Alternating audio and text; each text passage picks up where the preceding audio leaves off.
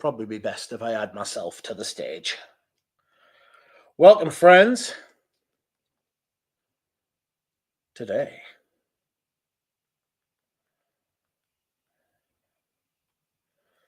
we are doing another live stream.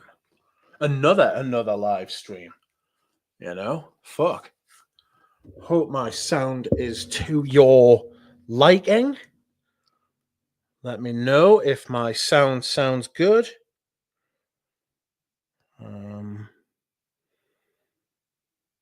Gonna say about having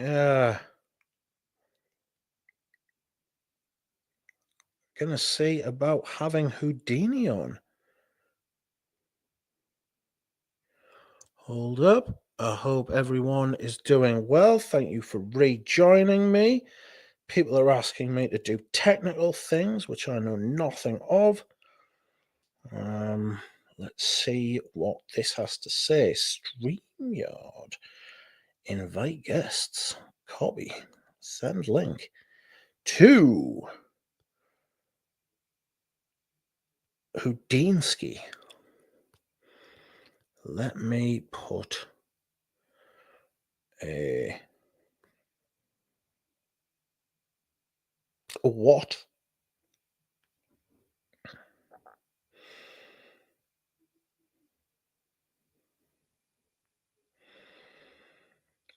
Okay, so I'm just taking care of a little bit of housekeeping. Let me know what your fragrance of the day is.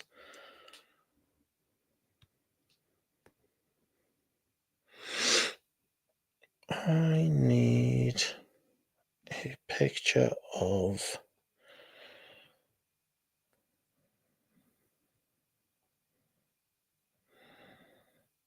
this cat.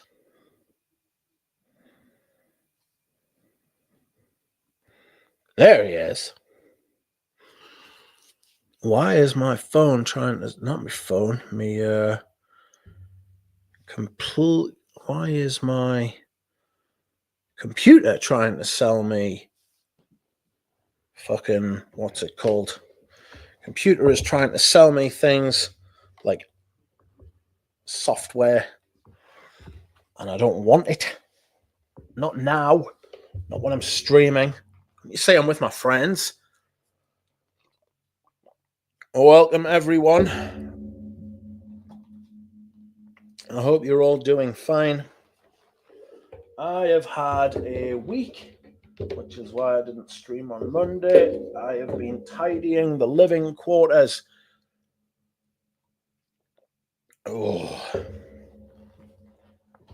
Tidying my living quarters is not easy because I am made of fucking glass, or something more brittle than glass, really. I don't know. What's more brittle than glass, friends? Something. Okay. How is the sound? My friends, how's the sound?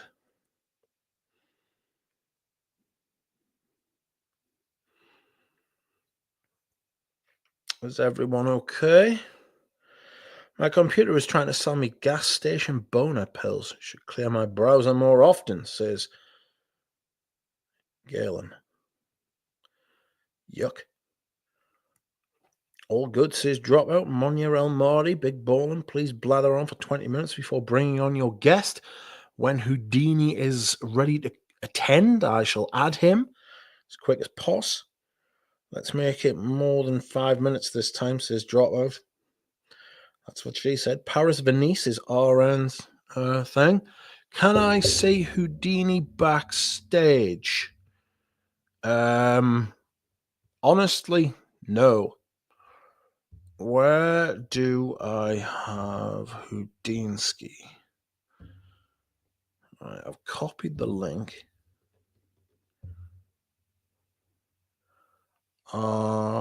Present. Start calm. Invite. Having issues. I can't see Houdini at all, frankly, if I'm being honest. Solo layout.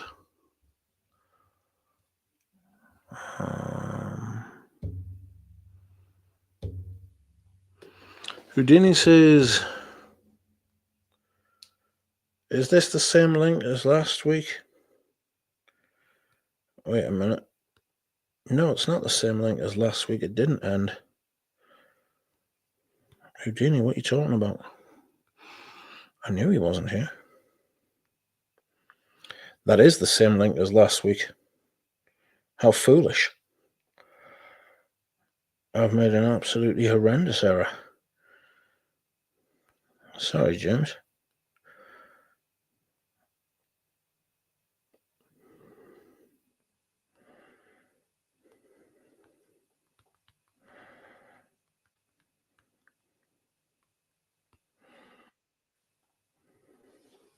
Right.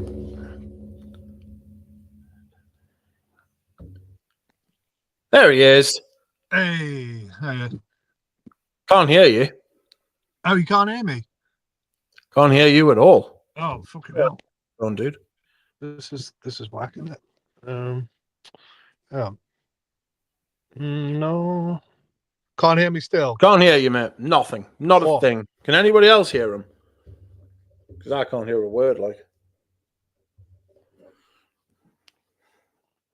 Oh, you can all hear him, but I can't.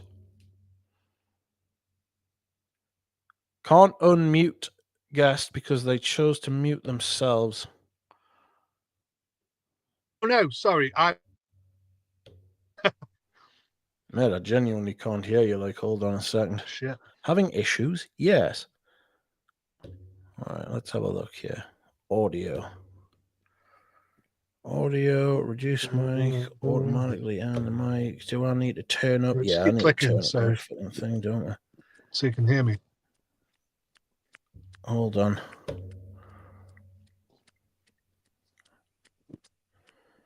No, I'm fine. Can't hear a fucking thing, like. This is outrageous. Why can't I hear what Houdini is saying? I'm fuming. Say something. I'm saying stuff now. Can you hear me? Say something. Hello. I can fucking hear you now. I know exactly what's happened. I haven't got my earphones in, man. Give us a second. I'm having a mare. I cannot hear you. Can you hear me now? I forgot I had to plug my fucking earphones in. He's talking all sorts of shit about us, isn't Zero. he? Hold on a minute. Just keep talking, James. Keep the punters happy. I'll just click. There it is. I can hear you now. Okay. Cool. How you doing? Yeah, I'm all right. Not bad at all. I'm just out in the car at the moment.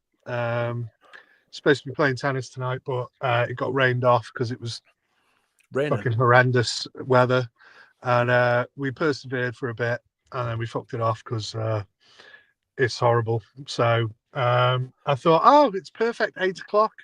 I couldn't have timed it any better for Rich's stream because you asked me to come on, and I think sometimes people are like flaky or they're genuinely busy as well, but sometimes they're just like, oh yeah, I'll come on, and they're just kind of fobbing you off. And I was like, no, I'm not doing that. I really do want to come on. I really do. So as soon as I had opportunity to, I was like, right, I'll fucking come on. So here I am. Welcome.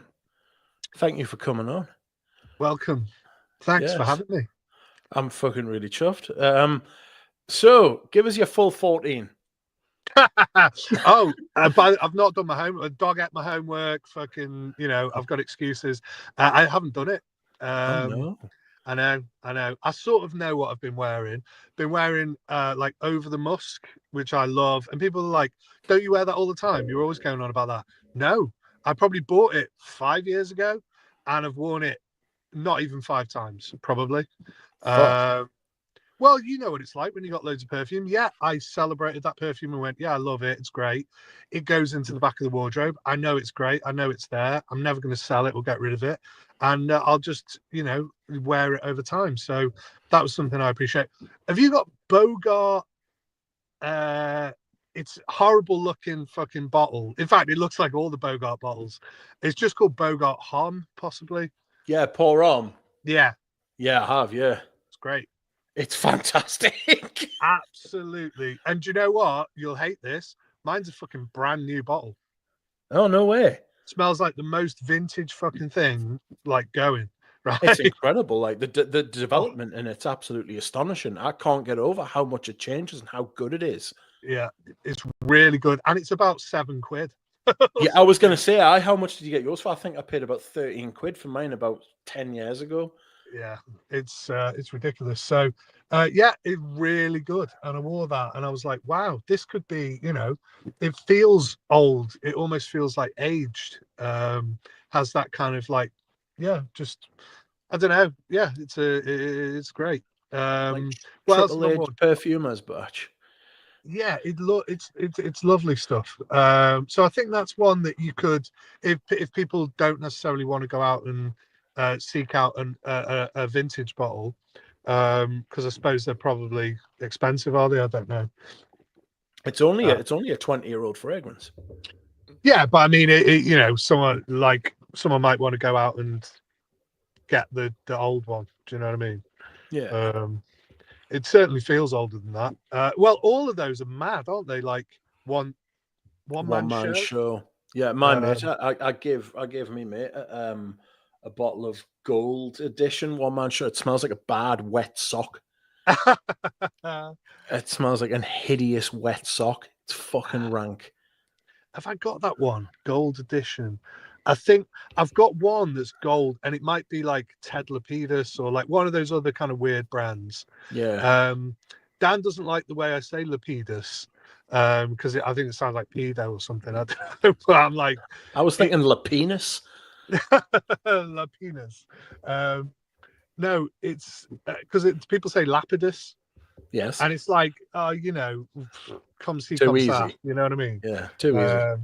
Yeah. So I'm just like, well, yeah, it's whatever. So yeah, no, it's a different one. It smells like kind of rubbery. This is gold. It's something gold. It's one of those kind of similar in that ilk. Do you know those Yeah. kind of fragrances? It's very white floral, but it's weird as fuck. I'll remember what it is. It's kind of horrible. It's outrageously horrible. I imagine like it's kind of like that cheesy like Magnum PI, Hawaiian shirt with a kind of hairy chest, like Yes. incredibly stupid vibes, but like very rubbery white floral as well. So you'd think, oh, maybe not that. Are you thinking of a masculine thing? No, it's like an outrageous, stupid thing. But I just love it. I just love it. Yes. It's so decent. But anyway, what else have I worn? I've worn a few times because I found it in like a wash bag that I'd obviously taken when I'd gone away or something, and with a fragrance in. I was like, oh shit, I've not put it back in the cupboard. It's probably might have been in there like over 12 months. I don't know. But that's another musk, the musk by Essential Parfums, Okay. I don't which know who they are. they're fantastic. They're a great brand. They're like a kind of pound shop fucking Frederick Mal. They basically did like this the same format. So they really showcase the perfumer. So that one's by her who does the I'm so shit, honestly, my brain's all over the gaff. Her who does the I think she does the tutorial stuff at McCartney. Givaudan. No, Oh. no, no, no. I mean, it's Natalie like I'm not. Lawson. Is it Natalie Lawson? Yes, maybe someone like that. Anyway, Right, someone like that. You or I someone like honestly, you. my brain is fried. I can't think of perfumers at the moment. Oh no, it's Khalees Becker. All right, yes, I've got you. Yeah, Khalees Becker. So I think she does like tutorial stuff at Givaudan or something. She's like their head of the educational thing, whatever, I think. All right. And she absolutely, well, someone will probably correct me there. I think, something like that. She's Jura Rose, he'll know probably. Yes, he probably will. basically she's made this the musk, right? And it's spectacular. They're only about 60-70 quid for a 100 ml bottle, brand new from a niche brand. So Right. they're giving real quality with real kind of affordability. I mean, I say quality, a lot of them are kind of very like loud, um sort of aroma chemical kind of business, but they're very good. They're as good as anything else that's out there, but they're not taking the piss with the prices, and they do sustainable packaging and all this kind of thing, and they're very transparent about materials that they use and how much of what naturals they use and stuff like that, albeit it's small amounts, but at least they kind of tell you. And yeah, the musk is just a spectacular warm but kind of clean rose musk. It's absolutely brutally strong. I mean, you can wear like one spray and it's just going all day, and Yeah. it's just fantastic, really lovely.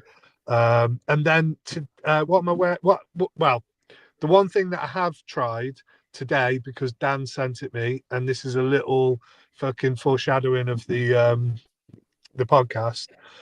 He sent me a load of stuff today. He sent me some Henry Jacques, which I've never tried. Have you got any Outrageous. Henry Jacques? How the fuck? No, exactly. I thought you didn't have a double-barreled surname or fucking Exactly. a trust fund or something. Fucking obscene prices. It just doesn't really interest me. And they're one of those that kind of like, I don't think they lie necessarily about heritage or anything, but like they've been going maybe since the late 80s or 90s or something, I think. Right. But they have this kind of air of like, oh, we've been going since fucking year, and it's like, no, you haven't. Yeah. It's a load of Yeah. shit. They don't overtly lie, but they have this kind of, oh, well, of course, like they've been around. I don't trust it. I don't trust it, me. Yeah, I've been burned before. Like, Yeah. I'm sure they're really good perfumes. I haven't tried any of them yet, but I'm not exactly excited. But I'd like to try them. And Fliss then really liked one, didn't she? She liked the tuberose one. yeah, she is it Tuberose or Iris? Tuberose, yeah. Uh, Yeah, it was the dent, tuberose one. dent, dent. Something. It's got like teeth in it. Dentolate. Dental. Dental or Yeah, dental. something like that. Yeah. Well, the other interesting things he sent me were the new amouages. So the 3 new amouages in kind of beige bottles. Right, yeah, I know which ones you mean. Did he get them for free? I don't know if he got the bottles. I think he may have just got samples. I don't know. All right. I mean, he's not been very. I don't know. Again, I'm not going to speak for him, but he doesn't seem too complimentary. I kind of sprayed a couple of them and went, they smell a bit fucking beige as well. I kind of like one of them. It's a kind of nutty one by Bertrand Duchefort, which is okay, I suppose. It's kind of weird. It is very boring and kind of smooth and a bit bland, to be honest. But I still kind of like it. It's got this slightly hazelnutty pistachio. I don't even know what it is, but it's like a kind of nutty thing. And then I sprayed another one, which I shouldn't really speak about because I didn't really take much of it in. But I got a kind of slightly gingerbready kind of, yeah, I've smelled this sort of thing before. That might be is the one by what's the face? Who does a lot for them now? Oh, the Zerokian. Zerokian. Yeah, the I one all instantly the smelled it and bros went, have got a hard on for. yeah, that could be the Zerokian one. Yeah. And then, so the main one that I want to kind of touch on, because I've got it on my hand and I can smell it quite prominently, is the new Strange Love. Ooh. Yeah. So there's a new Strange Love. It's not by Christophe Laudemille. It's by someone else, and his name escapes me, but he's done quite a lot for niche sort of brands and stuff. Oh, he's done a few things that I was like, in fact, we mentioned it on the podcast last week, where I was like, yeah, fuck off. No, I know what he's done. he did that Abomination by Parfum de Marley. Oh, I know which one you mean. I know who you mean. He's got a double-barreled surname. Yeah. Yeah, I know who What's you mean. okay, what is the one? Leighton. So he did Leighton, and he did some other things. Is he called like Hasib or something, or Has it's something Hassan? it's I like a don't know. it's like a Middle Eastern name, I think, or an Yeah, Arabic name, yeah, yeah. I should say. He's done some good ones though. I think I looked through his kind of resume, and he has got a few. He's got a few hits on there. Just personally with me, I was like, oh yeah, that's all right. Did he do some Zerjoffs? I don't know. Oh He does no. those kind of brands, Yeah. that are a Overpriced. bit of a cut above. So yeah, what do I think of it? I actually found it quite in keeping with the other ones. So it's creative. I understand this kind of vanilla-y gourmand sort of ish direction they've gone in, but it definitely smells of oud. Definitely smells of oud. I mean, and like that real oud that you get throughout all those other perfumes, really. You definitely get it from this. It's slightly more modern. I can see that it's a little bit more, it's actually a bit more refined, to be honest, than the Lord Miel stuff, which is kind of a bit crazy and bombastic and stuff. It is a bit like that. But the fact that it's got this kind of soft, like vanilla, and loads of kind of dry, woody, sort of aroma chemicals, but it does have this like really sharp top notes as well, like a kind of almost like grapefruity kind of bitter, which all those things together, you're like, nah. Like, Yeah. there's a strange clash, and it feels quite jarring. However, I think in an odd way, it's kind of more refined. Like now it's dried down, I can see that um, it's not as kind of brave and out there as uh, some of Lord Miel's were. But again, I'm not saying it's not good, and it definitely ties in with that oud, and it smells like it comes from that brand. There's no doubt about it. And I think if you like the ones like Fall into Stars and things like that, you'll probably like this one because it's not as wacky as some of those kind of earthy, sort of weird ones that he did, or that sea one, which is, Oh, yeah, not nice. Christ. It was Yeah, so grim. It yeah, was yeah. so grim. Like, So bleh. yeah, it's not good. I mean, if Ben likes it, and like, it's usually going to be with. It's gonna be foul. Yeah, if he raves about it, then that's not always the case because he does kind of really like some kind of strangely soft and maybe even a little bit meh, kind of like perfumes as well that he really raves about. But I think that's just the nature of how he wears perfume, and if he gets into something, he kind of really explores it for like a week at a time or more, you know what I mean? Yeah. And I think anybody who's into perfume, you can find things that maybe that might not even be there, that are just to do with your perception, or things start to grow on you, or you start to like question, am I being too harsh on this, or you know how it is. So I actually find that I get less clarity on something. There's a period, there's like a sweet spot, you know what I mean, where it's like I either judge it harshly straight away and then decide, okay, it's all right, and then I might even revert back to going, nah, it's not for me. So there's this kind of like sweet spot sort of area where I'll make my decision, and sometimes it can be further to the beginning, like one wear, and I'm like, look, I know everything that this has given me, and I'm not really asked about it. And then other things you can let them charm you over time. Yeah. So yeah, so that's kind of what I've been sniffing, and I've got loads, obviously a load more to try when I get home. But I think the direction of Amouage. What do you think about the direction of Amouage now, or lack of? Uh, I can't remember. I think it was Dura Rose that said to me that he thinks Amouage are being prepped for a sale. And it was the former Sultan of Oman's little pet project. And Yeah, he's dead now. He died before the Queen died. And I think that whoever is now owner of that brand has employed Renault Salman to make it more profitable, to basically to do what Creed did, to do what Roger's done, to do what they've all done, and to get it ready for a sale, because the sales perfume's obviously becoming like a hedge fund sort of thing, Yeah. that's where it's going. They are not the brand they were even 10 years ago, but before that as well. Like, they're not releasing interesting things. And to be fair, Christopher Chong has moved to, is it the House of Oud? Or is it Thameen or something? Thameen, I'm sure Dan might have said it's Thameen, possibly. Yeah. And they're not great either. The ones he's released there have not been very good. Right. So whatever it is that people are saying about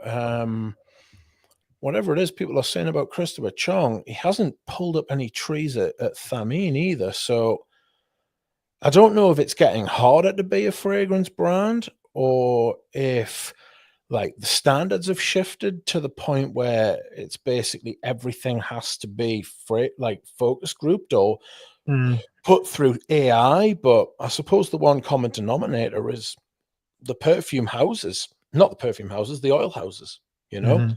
like like the way they're training their perfumers, the materials they're using.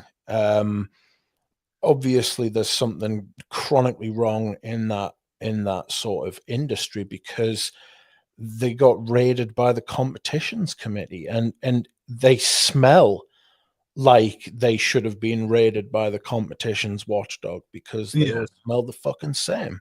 Yeah. You I know? think you've hit like all the factors, because I think it's a combination of all of those things that are making perfumery crudely worse. Well, it's worse for the consumer, certainly. Yeah, Like you say, it's all to do with prepping for sale. And I understand it must just be, I mean, we've got to accept that the commercial aspect and, all that is at odds with the creative uh, passionate side of it, right? the yeah, two the two can align for a while, yeah, and then it starts to get, if something gets too big for its boots, it becomes more important that you maintain, you maintain your output, and you keep to be, being relevant and all that kind of stuff. Because look at, I mean, Creed's a perfect example of it.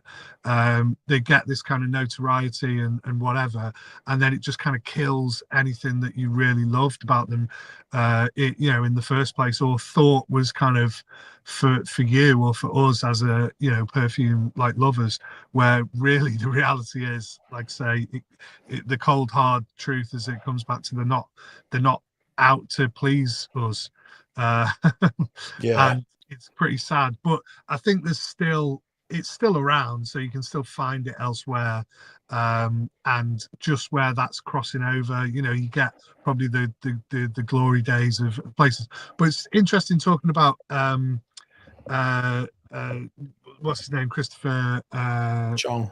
Chong, because he's gone to a brand there that have a very minimalist kind of, all the bottles are the same color, all the things. He hasn't got the same palette of, like, because I don't see him as being like necessarily, yes, he was obviously instrumental in the creation of the perfumes and the smells of them and everything, but it was more about the marketing, the little arrangement of like flowers or resins or whatever went around the perfume, the design of the bottle, the colors that were used, all that kind of palette of things was more what he did for the brand. The name of the perfumes. I know they've kind of continued that, but they've gone with a very like beige fucking colored palette, and his were very like colorful and sort of loud and bombastic and whatever, and I think they've lost that, and he's gone elsewhere, and they haven't got the same brief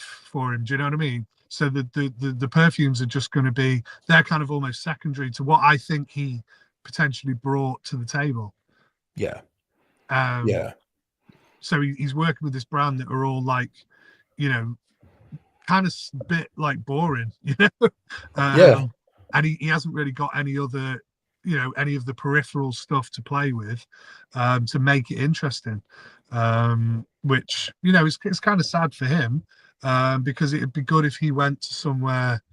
He's probably too big to go to like a little tiny. Well, I don't know. He probably demands too much money or whatever, and someone's not prepared to pay him to build up a brand to be a kind of an Amouage type, like the next Amouage or the next.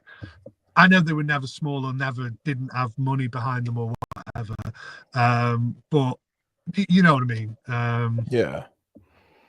He's I don't know, because I kind of like apply this to like Dior, because I try and think of all the different brands that have fallen on their arse, and I can't think of one that has been more fucked. Well, Thierry Mugler's, I mean, completely fucked themselves, but Dior's probably had the most dramatic and drastic downfall of any house that produces perfume, considering the heights they were at. You know, like Dior's perfume output has been fucking woeful since about 2017. Well, you said something the other day that I thought was interesting. That on the I never remember what that collection's called, the Maison fucking whatever it is. Yeah, the Privé collection. Yeah. Privé. That they changed that logo to resemble Chanel's or Yes. have that kind of thing. I never really thought about that before, which is kind of interesting. And saying that they've kind of lived in Chanel's shadow, or it's hard to kind of judge the scale of like brands that have all these different products and clothes and whatever else. I really don't know about fashion really, so I couldn't really say. But that could be an element of that to it. And just thinking about like Chanel's output, really, aside from all the other things, they're very heavily reliant on the Bleu line for men and just for their regular drugstore boots kind of output. What have they done? Nothing. They've done Nothing. absolutely nothing apart from the Les exclusive. A couple of Les exclusives. People still talk about Le Leon, which I can't stand. I mean, Comet came out, which I thought was nice, but it's not something I could wear, you know. And Chanel's. See, I think that the Wertheimers might be doing the same thing. I think because they're the family that own Chanel. Apparently, the younger generation of that family have no interest in running Chanel as a business. So I think that the extreme late capitalism kind of market, like the way they're being driven, like I think they could be getting ready to be sold. And if they are sold, you're talking about upwards of $150 billion, closer to $200 billion of Chanel gets sold. Yeah, that's mad, isn't it? Fucking mental. It's crackers. I mean, I don't know what the end game is for that sort of thing. Like we're in like the thing is that with all these restrictions and regulations to do with like materials and stuff like that, right? And then you've also got like this kind of AI focus group sort of thing. Like we did that episode when I was on Les Audrents where we were talking about is designer dead. I think you could extend that out to niche perfume. And frankly, if we're not careful, it's going to be perfume in general. You know? Yeah, it's like a kind of some kind of like Dutch elm disease or something. Yeah, I was going to say it's like a tree. Like a tree dies years before, like it falls over. Yeah. You know, so there's a good chance that perfume's actually already dead, and we're just seeing people grabbing as much of the money that's on the table before anybody realizes the game's over. You know, Wow, isn't that a sobering thought? yes, it's a very cheerful thing for a Thursday night, but there we are. Yeah, it's Thursday night, guys. Yes, that's right. It's Thursday Get on night. stream. Yeah. Yeah, it's grim. I mean, I've been selling off a lot of fragrances recently, Mm, and I've been like, I don't miss any of the ones that I've been selling, right? But I kind of smell I kind of smell the ones that are on the way out the door, and I'm like, this smells like something else. This smells like this. This smells like that. Like, I never even think about wearing this perfume. Like, and there are very few brands, if any, at the minute that are doing something interesting. Never mind like novel and original. You know, mm, there's nothing. There doesn't seem to be anything out there that has even tried to create something new. I mean, Dior. I've got this, like I say, I've got this theory about Dior that there's somebody at Louis Vuitton who owns Dior who have said, I want Dior to be our Chanel. I want Dior to like battle Chanel. And somebody's thought, well, if you can't beat them, join them. hmm And our sort of strategy as Louis Vuitton to fight with Chanel is to become as much like them as we possibly can. You know, they've hired big names. They've hired like someone like Kirk John. They made a huge um made a huge song and dance about Francois Demarche being the perfumer. He did that documentary called Nose. Um and it's like they're trying to create this kind of mythos. They're trying to create this kind of backstory that Chanel has had organically, you know. And mm, it's kind of like what's that thing where somebody fucking they kill someone and then they try to inhabit, oh no, their friend gets killed and they try to become their friend. Like Picasso did it. His friend got killed and he started sleeping with his dead friend's girlfriend and wearing the same clothes as his friend and going the same places. It's like mm, Dior are trying to like mimic everything Chanel does to become more like Chanel, you know. hmm And I, I don't know what the end game is. I think that it to me it smacks of like this kind of it smacks of this kind of management think where somebody's thought we'll have Dior become our version of Chanel. We'll have another one of our brands become another version of this brand. We'll do everything um, the Louis Vuitton way. You know, Yeah. we'll just have this, and I mean that. I don't know who's making the decisions there, but it's not somebody who's very creative. Um, because their perfumes are shit. Kirk John was an absolutely terrible hire. He has been a disaster at Dior. Everything he's released so far has been fucking useless. Mm, Like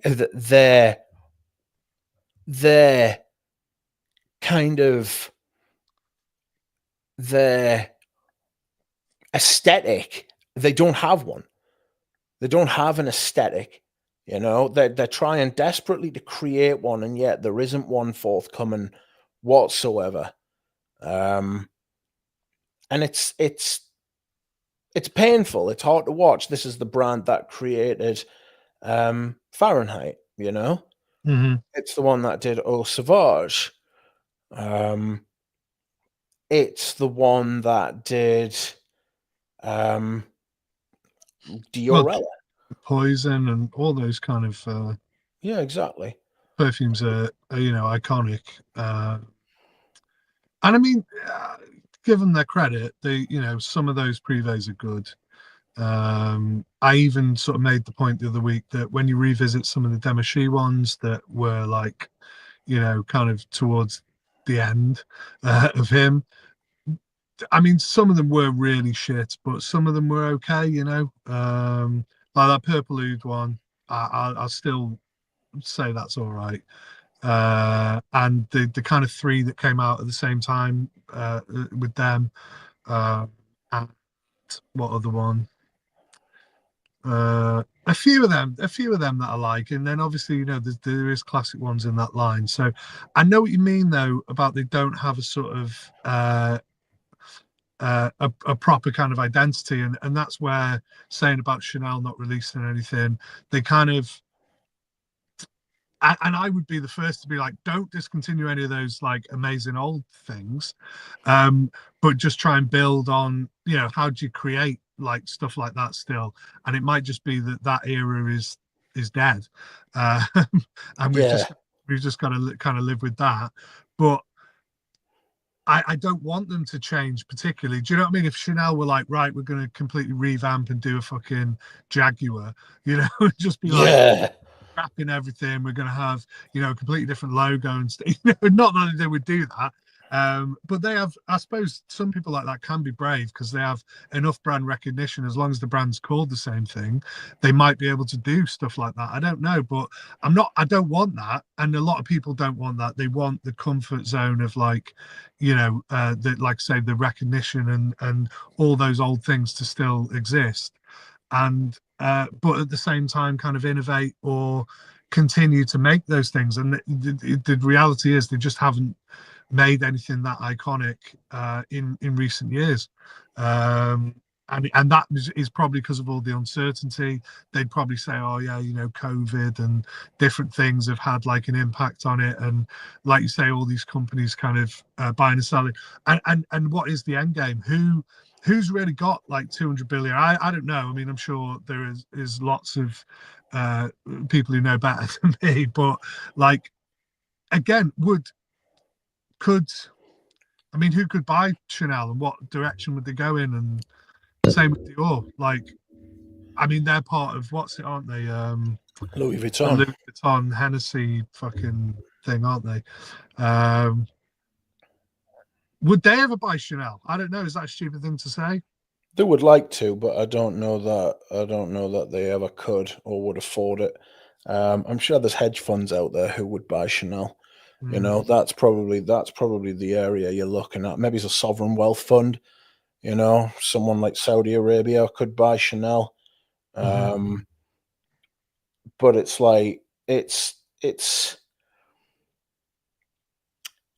I just have very little hope, and the hope I have decreases every day because nothing happens and it keeps not happening, and it feels like it's already been not happening for a long time. Um, and it's a shame. I mean, I wore Queer Canage the other day, which I think is the last good Dior perfume. hmm Um, and the sprayer on it's fucking broken, so that put us in a bad mood. So I've had to order a 300 ml fucking, like, basically a milk bottle to fucking decant me Queer Canage into, because it just doesn't work. And it's like, well, the shit like this shouldn't be happening. Shit like that shouldn't be happening when you're charging the price. Just like the price of everything goes through the fucking roof, and the quality of everything goes through the fucking floor. You Yeah. know, hmm and it's not fair. And then there doesn't seem to be any sort of like. I mean, the goal of independent brands now seems to be. I had this conversation with a couple of mates from America actually recently, and it seems to be. You'll be old enough to remember when people used to think it was fucking the worst thing in the world was selling out, you Yeah. know? Like, you just in the 90s there was that culture of you just don't sell out, like, don't sell out or you lose all your fucking thing. That seems to be the goal now. The goal seems to be to sell out, you Yeah. know? Like, it's Yeah. a complete 180. It's absolutely crazy what's happened, like, the culture ages ago, but now it's like, oh, it's like, that whole sort of corporate thing is like, oh yes, but at least I made a lot of money. And it's like, well, actually, like, I'm not really asked about how much fucking money you made. Like, Well, do you think it kind of flip flops? Because again, some would say that the 80s, was about that, wasn't it?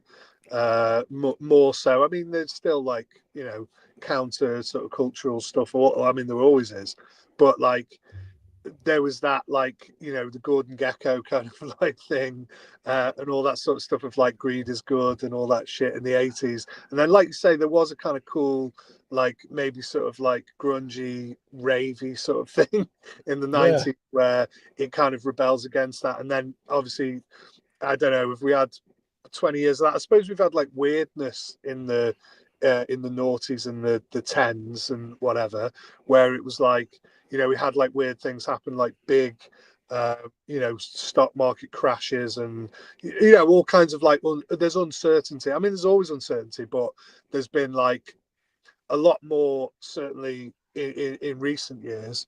So yeah, I don't know.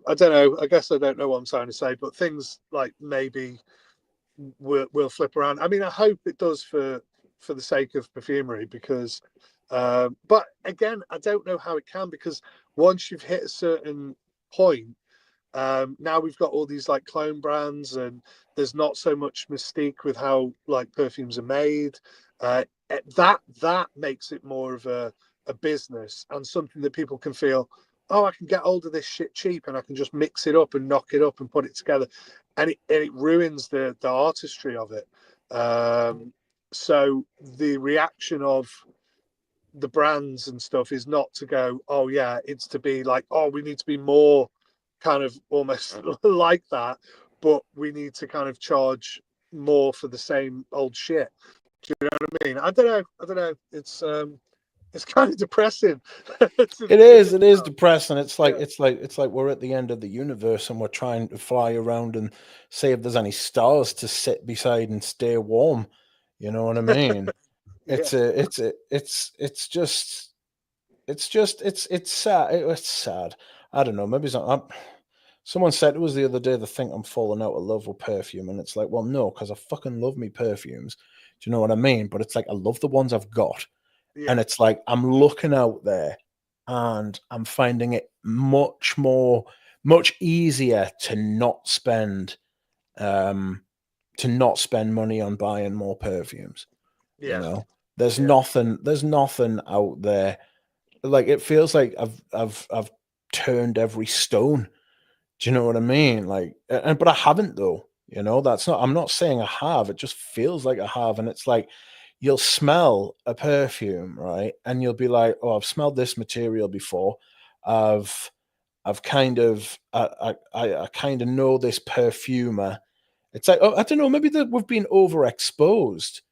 Do you know what I mean? Maybe there's an element of overexposure, like, which Probably. is, yeah. I mean, yes, I think there is, and maybe I was just getting old as well, you know. But I don't know. It's difficult to make a case for perfume at the minute, you know. It's difficult to make a case for perfume. Designer perfume's dead, and it's not just dead; it's been dead for a while. Is certainly the way it feels. Um, and then you've got niche, which now feels like what it felt like when designer perfume was dying. You know, like Yeah, I'm getting very similar vibes. You look at brands like Frederick Marlin stuff, and some of the stuff. Hope is an absolute fucking disgrace. Like, I don't know if you've smelled Hope, but it's it's how can I put it? It smells like promise with a little bit of incense in it. You know, that's kind of what it smells like. do you know what? Right, normally I would be so excited about Frederick Malle releases, even the ones that I kind of said, oh, they were all right, that have been slated, like your Synthetic Jungle, even that Uncut Gem one, which kind of fooled me at first, right? But I admit it is shit. I can't wear it. It's horrendous, right? Um, and I just really was like, sorry, I must retract my statement. I came out like fucking, you know, uh, like some, you know, shamed fucking public figure or something, going, look, I'm sorry, guys. like a fucking, you know, a Greg Wallace or something, going, look, sorry guys, I didn't mean to say that Uncut Gem was all right, but I always want to be like, look, just give it a chance, you know, let's try it. But it was shocking, and I was like, yeah, no. So anyway, I think so. So Hope, this is how insignificant Hope is. I can't even remember whether I've tried it or not. Right? I Fucking think hell. I have. I think I have. Right. But for me to say that about a new Frederick Mao release is crazy. Yeah, it's like I'm not even interested. When it came out, it was like, oh well, I suppose I'll have to smell it. You Yeah. know what I mean? It's like I like some like a while ago, you'd be like running to the shops. Do you know what I mean? You'd be like, Yeah. fucking hell, I'm loving this. Like, I need to get there and I need to try shit. And it's like, not really. Even I'll say it. I mean, it's like my sort of favorite brand at the minute, Les and Demodable. Like their last couple of perfumes haven't been fucking great either, if I'm being honest. No. Like Orange Sirocco, I really like it actually, but objectively, I think genuinely objectively, I just don't think it's that good. You know, it's a lovely orange blossom with a little bit of like cinnamon in it, which is hard to detect, and then just a massive ambroxan note, which is very nice. You know, it's that kind of like fake ambergris sort of thing, Yeah. and it's salty and it's beautiful, but it's like, where the fuck's the rest of the perfume? Where's the mid? You Mm-hmm. know, where's the mid? Where's the resins? Where's the florals? Where's this? Where's that? It's just not there. Mm-hmm. I James, mean, talk to the punters for a minute. I need to go to the bathroom. I'll be okay. back in a second. I mean, especially for that much money, Oh. you're expecting more from a brand like Frederick Mile, and yeah, it just becomes. Yeah, I like I say, I don't want to sound like I'm, you know, really jaded or anything, but I'm really jaded. So, yeah, that's. Shall I have a look at the comments? Spirituis double vanille. That's a nice vanilla perfume. Uh, I must say, that's very good. Um, some shit about Hermes. Hermes, are they a good brand? Yeah, I mean, clearly they are. Last release, I actually liked it, much to the disappointment of my friends on the podcast. Um, I thought it was. I don't quite remember what it's called. I thought it was all right, to be honest. I thought it was a kind of lightweight, floral, slightly patchouli thing. Here's a thing that would be interesting to talk about when Rich comes back, but I'll just kind of touch on it now. That has anybody smelled what's it called? That material, Akajala wood. Now people go, oh yeah, I've smelled loads of perfumes with Akajala wood in. Um, I think, but do you know what it smells like by itself? I mean, we're told it's derived from patchouli. I can kind of detect something in these perfumes, but when when my mates on the podcast go, oh fucking hate Akajala wood, you know, they associate it with that Quentin Biche, what I would call a kind of ridiculous sort of over the top resinous kind of accord that smells like really jarring sort of spiky olibanum and stuff like that, but kind of synthetic.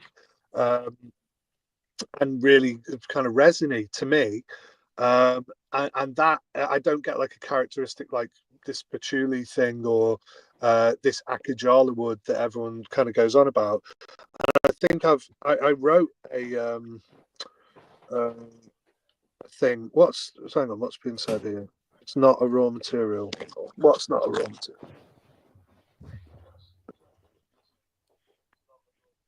material? Okay. Mitra K says something's not a raw material. That's an accord, isn't it? What, Akigala wood? Yeah. I think Akigala wood's a material. Yeah, I think was there right?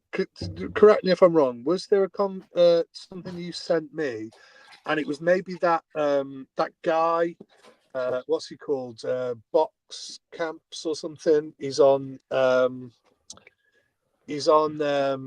Facebook, and he does he talks about materials a lot. He's called like something. What the fuck is he called?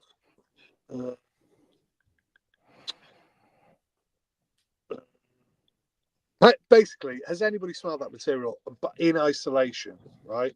Because, like I say, everyone goes, "Oh, I hate that Jala wood fucking thing." I'm like, I don't think that's what you're smelling in this perfume, because there's loads of different like perfect, like they run the full gamut of like different things. So you've got like that new Hermes one, doesn't smell anything. I don't really see the relation between that and Ganymede, really. Do you? Right. I actually just threw it out yesterday, so the Barenya sample that I had. Otherwise, I'd be able to be more. I'd be able to be Thank more you. help. Thank you. In the comments there, Arcady Books Camps. That's it. Bow Camps. I don't know how you say that. But Arcady yeah, that's the wood person that I'm camps. on about. I think it was a post by them, and they were basically saying, or somebody who's knowledgeable about this sort of stuff. It might have been Philip Kraft. Might have been him. Don't know who that is. He literally wrote the book on molecular perfumery. Quite literally. He's fantastic. That guy, by the way, he's a really nice fella, and he's uh, brilliant. He does posts on Instagram of talking about perfumes and new materials, and he's clearly entrenched in the industry, and he's an aroma chemist, and he knows what he's talking about. And he talks about loads of materials. It was either him or this guy from Facebook. They were talking about how Akajala wood. I think you sent it me, Rich, and it was about they were comparing it to another material that's very, very similar to that's actually been used for ages. So what I'm saying is, if you haven't smelled it in isolation, how can you go, "Oh, I hate perfumes with that in because it's like that"? And I'm like, well, okay, am I picking up a slight patchouli-ish kind of thing? Yes, but you can kind of get that from like clear wood or like different other materials. Is it that you're really smelling? Is it kind of the woody amber stuff that you don't like? Is it the sort of amber max? Is it the accord that they've created with that you don't like? Is it other materials? I don't know. I think it's without smelling the material in isolation. I don't necessarily always think you have to do that, but certainly when you're kind of slagging off a material, you've got to have smelled it, and I haven't. I think again because it's a captive. How do you get hold of it? I'm sure somebody had an accord or something that contained it or something like that, right? Where they were able to somehow sell it in small amounts. Again, it's been a while since I've been, had my head in this. Uh, so other people might know better. In fact, Jura Rose would probably know better. But I'm sure it was available somewhere to get. And obviously, I'd like to get my hands on it to see what it's like. Because it's not just the molecule on its own, I think they were able to they're able to distribute it or get it out there because it's not actually or it's something very, very similar or something like that. I might be talking shit. I don't know. I'm sure Jura Rose would know, but he never fucking turns up anymore. Where? Oh, Somebody said here, Pradeep has said, Bois Imperial Extrait is unnecessary.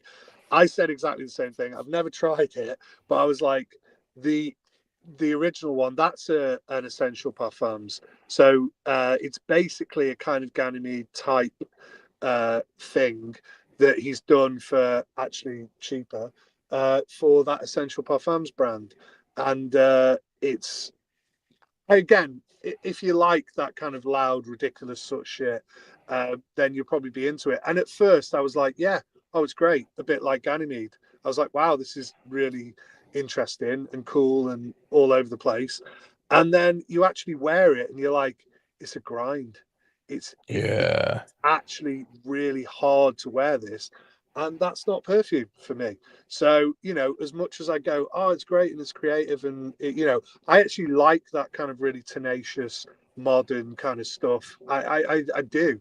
But then when I actually wear it and it's completely impractical to wear, I'm like, nah. And when like people can taste it, I remember going on a walk wearing either one of those. I think it was the Bois Imperial, and somebody was going like walking behind me in a fucking forest. I'm like walking my dog or something, and they're like walking like, I'm not joking, like probably 40 feet behind me, and they're going, I can taste someone's perfume, and I was like, that's my perfume. I know it's Fucking right hell. because it's doing my fucking head in. So yeah, so it was. You don't need that. And as much as I can like something initially, like I was saying before, if it doesn't wear practically as a perfume, then it's no good for me. And that was what happened with that. But if you say you liked Ganymede and you wanted something similar and you wanted it cheaper, that Bois Imperial, you could do a lot worse. But they made this intense version of it Oh, when it's God. already intense as fuck. So, like, God knows what that's like. But actually, increasing the concentration, as we know, doesn't always have that effect. Sometimes it has the opposite effect. Yes, it does. There's less alcohol to help it push. Yeah, You yeah, know, I think some of this kind of culture of having huge, massive, terrifyingly big, outrageous, loud perfumes is kind of our fault as well. Because if you listen to fragrance content over the last 10 years, one of the main things people talk about in the comments and in the videos is performance. yeah, You know, is it beast mode, beast mode, beast mode? Is it big? Is it strong? Can other people smell you? I don't buy perfumes to fucking. I don't buy perfumes to fucking not have anybody smell them. Do you know what I mean? And sometimes I do feel that way. Sometimes I really do. Sometimes I'm in a bad mood and everyone's a cunt. Um, and I want everyone to smell how smell me, yeah, and that's fine. But I mean, to be fair, like we have to take some sort of like stock of like the monster that we've created as like yeah. Take some as responsibility for it. Yeah, yeah, exactly. It's kind of like, well, this is what you fucking asked for. Like asking you shall receive. It's like a deal with the devil, in it. You yeah. know what I mean? It's Be like careful what fucking you wish for. That's it, isn't it? aye. It's like Yeah, fucking. It's fucked, you know, like even if that wasn't necessarily what I said, like the majority of of fragrance content producers have yeah, been like, I want massive fucking perfumes, you know, I want them to smell all day. Frankly, right? Um uh, if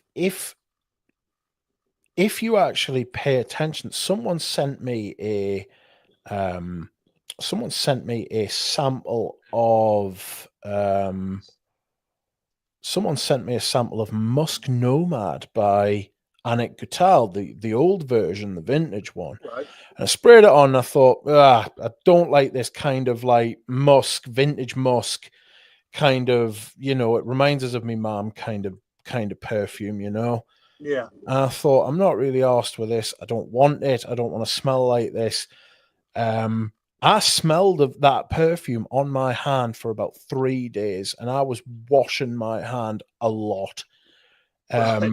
Because it got to the point where I was like, I need to get this fucking off. Like, like I started to worry it was never gonna come off. You start having those fucking illogical thoughts. Yeah. Like I was like, fuck, I'm never not gonna smell like this. Is this like part? I was getting like fucking body dysmorphia, thinking that I smell like fucking, I smell like fucking this now. This is like me, this is me smell. Fucking Yeah. terrifying. But Yeah. Like it's you're stuck that way. yeah, exactly. Shit. It was, I'll it was, tell you something funny because I'm just out in the car at the moment, as you could probably tell. yes, yes. I was sat in a car park and there was some lads pulled up and they were having like a smoke in a car or something. And because my car, like, I've got a black Volvo, they were like shitting themselves. They went to pull out and had the lights on them and everything. They were all sat there like this, like fucking squirming in the car, these little scally lads. So that was quite funny. Because that used to be me. So I'm now the fucking guy driving around like looking like I could be, plod. A fed, yeah, it's horrible when that happens. When people start looking at you like you're a fucking copper. You know what Yeah, I mean? it's warm Fuck. in that fucking car there, like And now I am become death. You know what I Rich, mean? I'm so sorry. I've got to go. All Uh, right. so I mean, yeah, thanks for Well, having me on. thank you for coming on. It's Yeah, been excellent. We should have a topic next time. You yeah, know, yeah, we definitely should. have a Um, topic next time and think about what we're going to talk about. But you can come on whenever you want. It doesn't have to be like an arranged thing. Like it's all easy. This I'll just crack on with the rest of the stream and fucking yeah. like Well, that's it. You've got a natural kind of thing. You'll sit there and wobble on. you can sort of interact more with the your people and stuff because I feel like I need like to do that, but I'm not very good at like reading comments and fucking reacting to it. Like I try to do that, but yeah, I find it difficult. So yeah, we'll definitely do it again, and like I say, have a bit more of a focused conversation. But I think what I can take away from it is doom and gloom for the perfume Yes, industry, and we're all fucked. yeah, death and destruction and decay, and just the whole thing's fucked, isn't it? Yes, absolutely. Well said. I couldn't agree more. Cheers. Well, on that, I will bid you good night. Thank you, Thank everyone, you. and I'll see you soon. See you later, mate. Cheers. Bye, mate. See you, bud. Bye, bye, Ciao, bye. ciao, ciao, ciao. And then there was one. I've sent the link to Jura Rose. We'll see if he'll jump on. Maybe he will. Maybe he won't. But yes, descended into doom and gloom that. But I mean, to be fair, that's kind of the way it feels. It's like fuck. Like we're just being milked like cows. It happens with like almost all. It happens with almost all sort of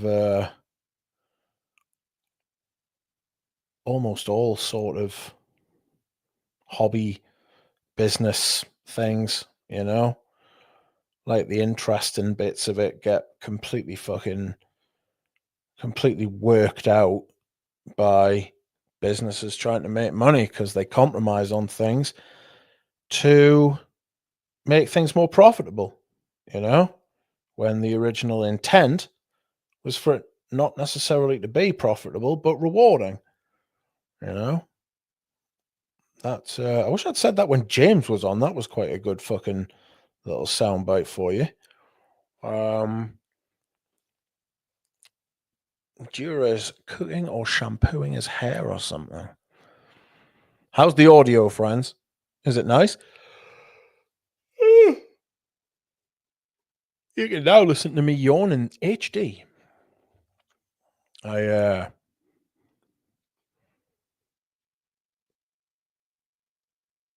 Yeah, it happens with everything, says Mitra. And she's right. Carl likes the audio. Good. Ah. Why do you need more new perfumes? You have 500 bottles. By the time you are finished, something will pop up. Yeah, I know that, but it's still something to get excited about. It's still something to get like my teeth into, you know. And it's still something to look forward to. I think that's part of it, really, if I'm honest. Oh, excuse me. Zhao says the audio is fantastic and doing really well.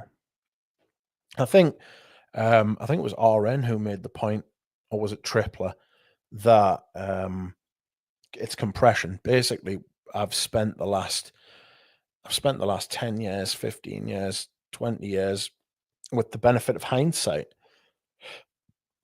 being able to go over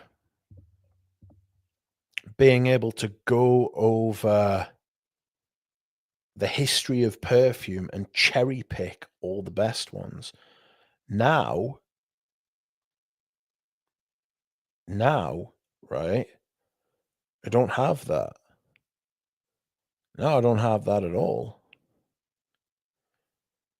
We have to go through all the shit that's being released these days. And there is a lot of shit being released these days. A lot. Mitra says, yeah, a little bit of dopamine. And that's what it is. You know? It's a dopamine hit. That's what we all have in common that we want from this. You wouldn't collect if it didn't give you that. You know? We have a lovely community. A generous and loving community in the main.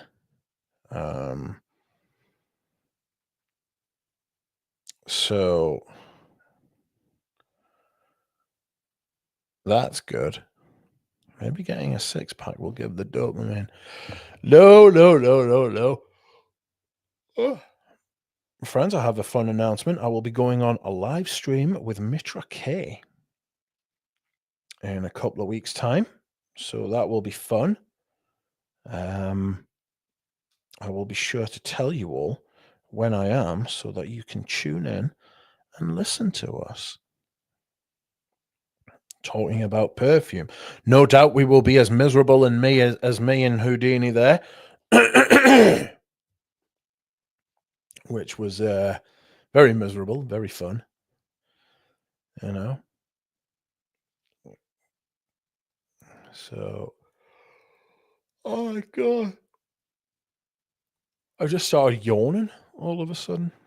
I don't know what's wrong. Do not know what is wrong. Anyway, what have I done this week? I will tell you. This week, my friends, I have done some. Well, I've tidied my living quarters, which is no mean feat. It was absolutely fucking mental. All right. It's taken us all fucking week to do because I can't remember whether it was Monday or Tuesday. I think it was Monday because I've struggled with it ever fucking since. Like,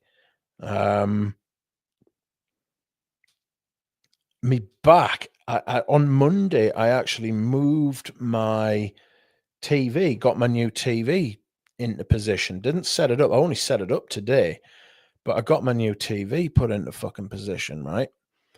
And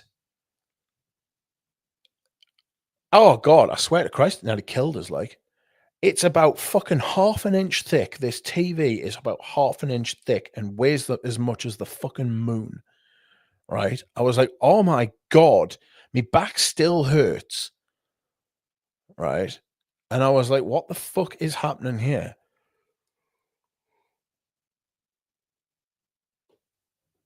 I had to get my mother to help us. That's how fucked I am. I had to get my 70-year-old mother, to help us lift a TV up. Fucking absolutely fucking ridiculous, like. And I still ache with the fucker now, but I've managed to tidy, hoover. I've thrown a shit ton of stuff out. I must have thrown about 300 samples out, old samples that people have sent us. I've kept quite a few as well. I've still got 2 shopping bags full of samples and some sample sets. Also, friends, for the people here watching, I have an announcement for you. Tomorrow, I will be doing the soap collection video. That will delight some of you. I have no doubt that that will fucking delight some of you.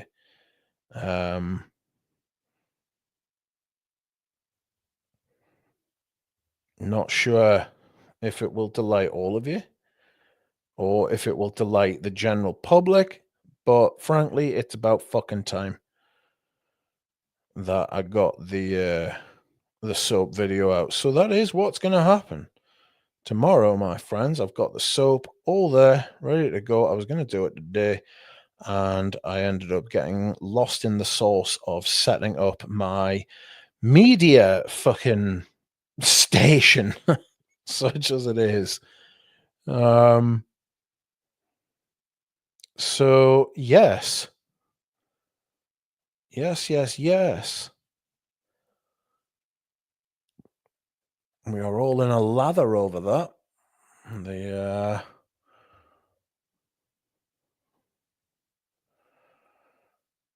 wonder if I know what that means. Hold on. Let's see.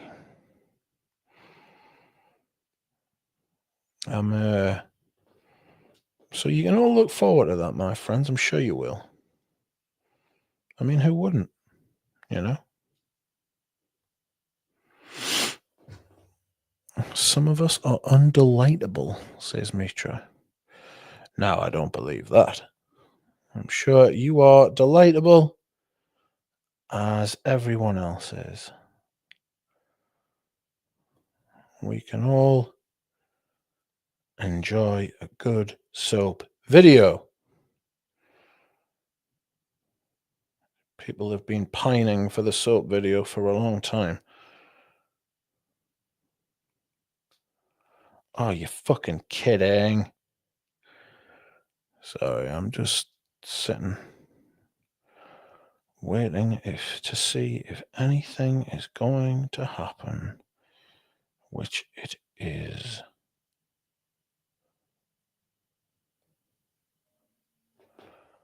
There it is. Sorry. I may be having another guest on. We will see if they want to come on. Best pine fragrance, Rich. Probably Frida Nagil. You know? Do you have vintage polo green soap? Tune in tomorrow to see. Maybe I do.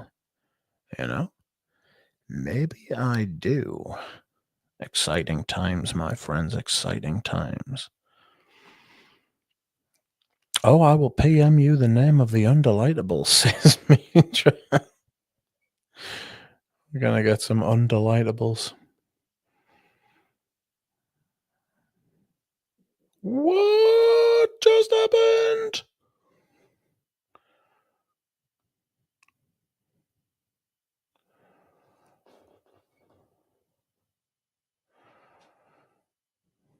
I don't know.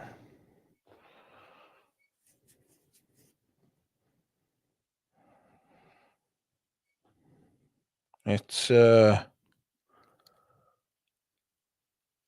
want an Antaeus soap. Did they make Antaeus soap? Can you imagine? I think they made a Koros soap. But I don't think I had one. I don't think I have one. You know? I don't think I have an Antaeus soap. Why not, I hear you ask? How dare you, sir? Scandalous. Can you believe it?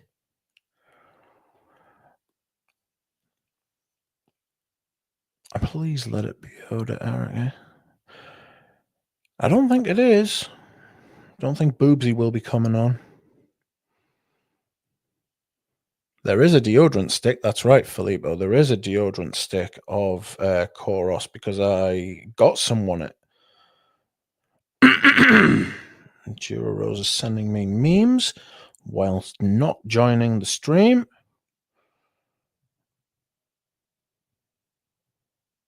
I wouldn't mind if he was doing memes, if he was joining streams.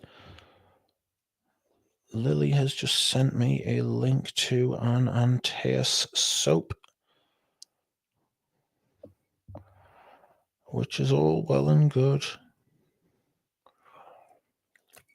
but she's not joining the stream. Sorry, friends, that was me bashing my cup. I wonder what we should do to utilize my microphone and laptop. I wonder what we should do. Should we read some... Should we read some blurbs? Should we read some fragrance blurbs? Red box. There is a Savon of Antaeus too. That's cool. I like that vibe.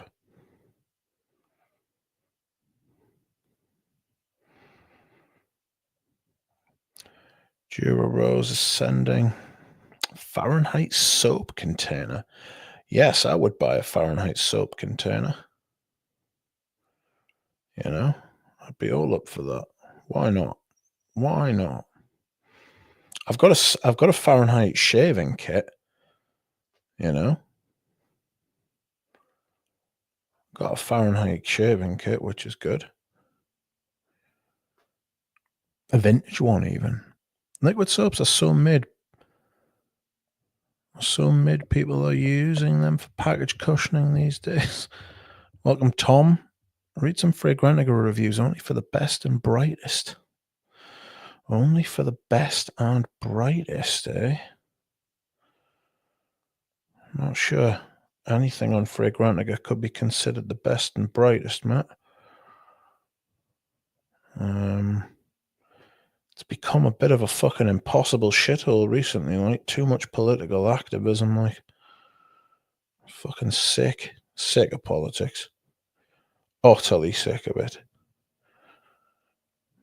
So you can expect for there to be a dwindling amount of politics on this fucking channel. And it vanishing to nothing, especially in the new year.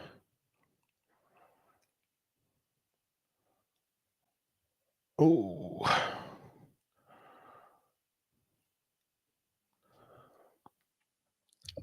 Loves a good Marseille olive oil soap, says Pradeep. Fragrantica is full of TikTok kids. It's over there. Yes, I agree. And I mean, I don't have TikTok, and I don't know why anybody would. You know what I mean? It's the same reason I don't hang around in the fucking park. You know what I mean? I don't want to be surrounded by fucking children. Like, fucking old people who are on fucking Fragrantica are just weird as fuck. You know what I'm saying? Proper dodgy. It's definitely highly unusual.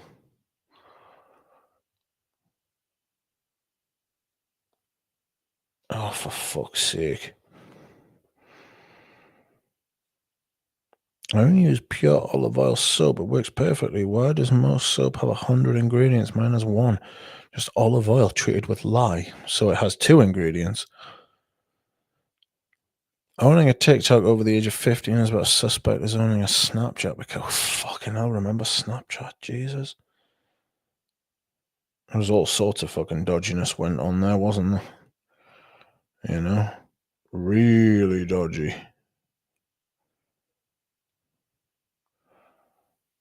Really strange. Like, men doing strange things. It's always men doing strange things, isn't it?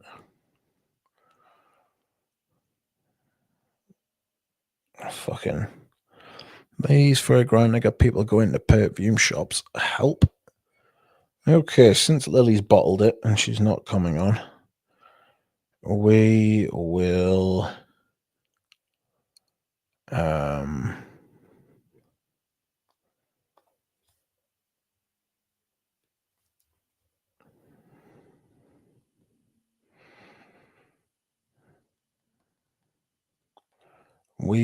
take to the internet, my friends. We will take to the internet for our content. Fuck off.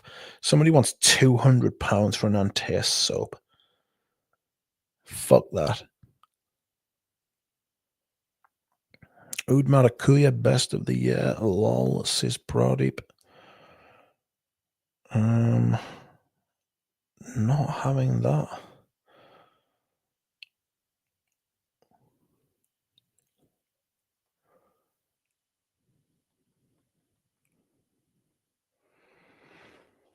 Okay, Houdini did load me. I'll comment on your figure code, says Raja. I think you're an hour late, mate. Sorry about that. Oh, excuse me whilst I hydrate and dribble water down my front.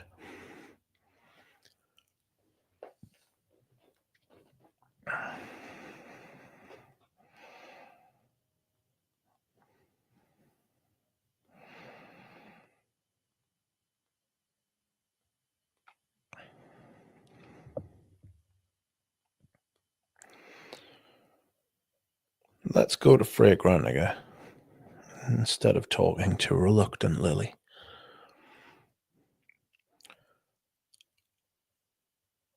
Today, I will talk a bit about Serge Luton's Fouille en Aguille. I haven't tried it yet, but it's on its way, says Carl. What, have you just bought it, like, based on the back of what I said? Fouille en Aguille's got that kind of sap.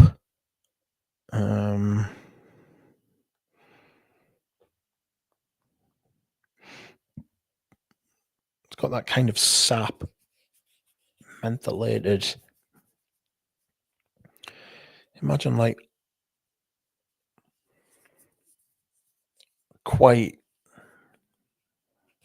how can I put it? You know when sap goes, like, hard? It's got that kind of thing. It still gives off a fragrance. We'll read some reviews on Fragrantiger together.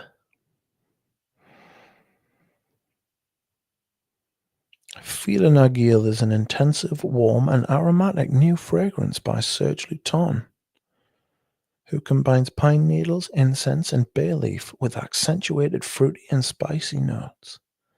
Inspiration for this composition was scent and sound of pine forest in summer sun. The composition incorporates pine needles, vetiver, bay, spices, fruit, and incense. The perfume is available in an amount of 100 ml, but not anymore.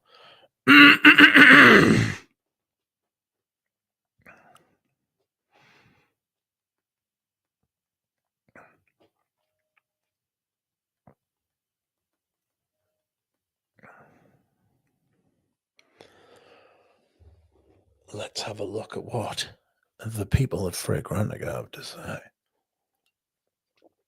This perfume goes for fucking mental amounts online.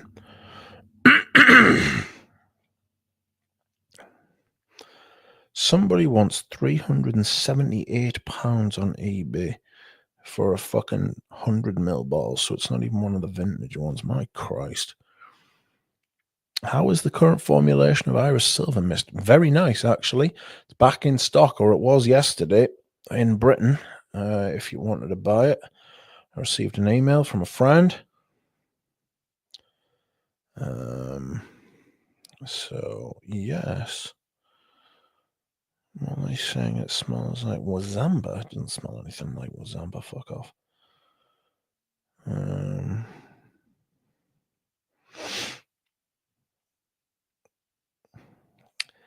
Timmy Bills says, if Voyage de Hermès Parfum and Ralph Lauren Polo Green had a baby.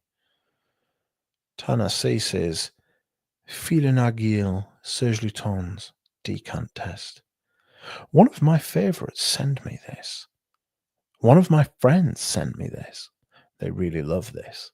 In quest of piney incense fragrance, I retest this one. Too thin. Feel warm spice. Pine and resin material. It goes sweeter over time, but in ambery way as body heating the temperature. It is warm and sweet in an aromatic way. Not a bad fragrance, but I notice certain Serge Lutens vibe. A kind of ISO-y somehow. That hollow woody feel. Slight strong and not really enjoyable. I think it good for winter walk. A good woody resin scent. Warm and herbal like. Just not enough. Sun for Matt. I'm gonna have to plug this fucking laptop in. The fucking battery's nearly gone. It is powering like fucking 3 other machines at the same time though. How the fuck do I do this then? Hold on, friends. I need to plug the motherfucker in.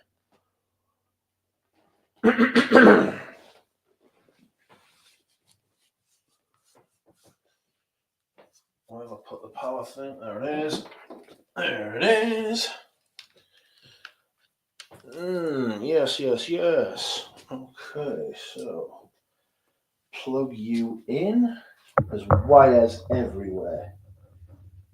There's fucking wires everywhere. Like, I don't even know what, like.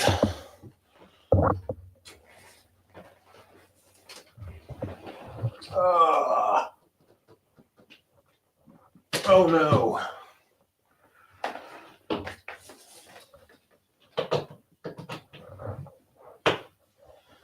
There it is. You are plugged in. Hopefully, yes, you are successfully. Where's my earphones? There they are. Still quite good.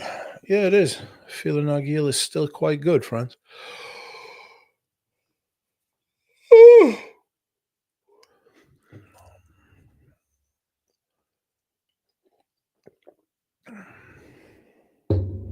Houdini has departed.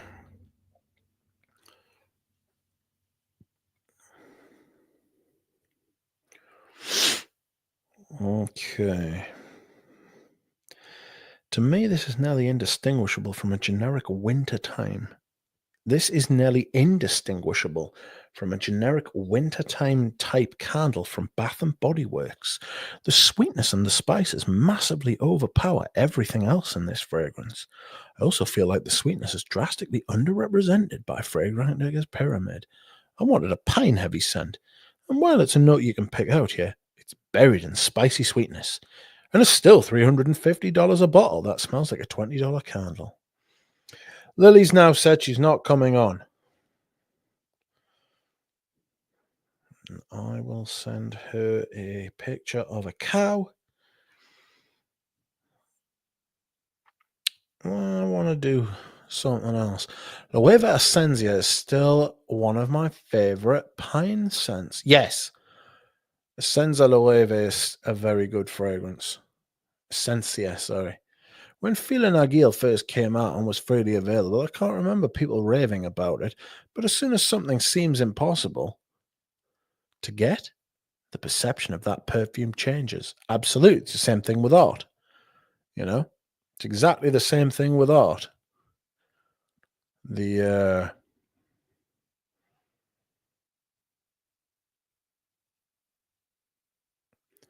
When an artist dies, the price of their work goes through the fucking roof, especially if they die in adverse circumstances. You know? That's the same with perfumes.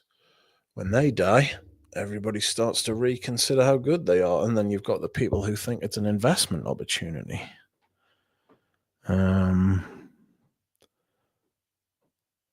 Mental. Absolutely fucking mental. But that's just the way people are, isn't it? You know?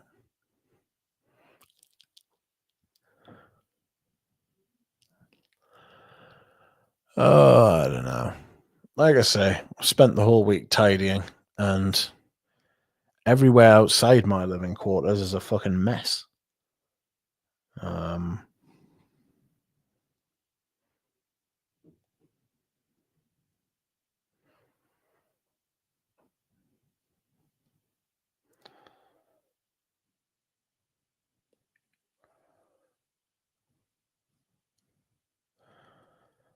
So I need to start. I rang the auction house, and they were like, "Oh, send like pictures of the stuff that you want to get rid of."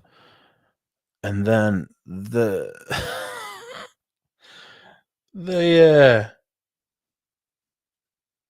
sent us an email back saying, "Nah, sorry, we're not stocking that stuff anymore." They were like, "It's not a good idea to sell that at auction." And I was like, "What the fuck?" Know what I mean? What is going on? Apparently, Royal Mayfair is coming out again.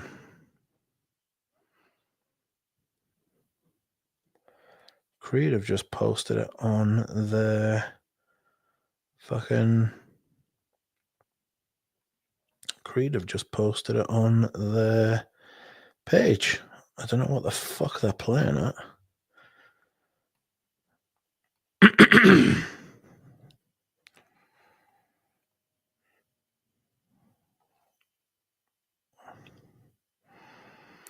A Fahrenheit soap container. Someone wants £43 for it. It doesn't even have the soap in it, man.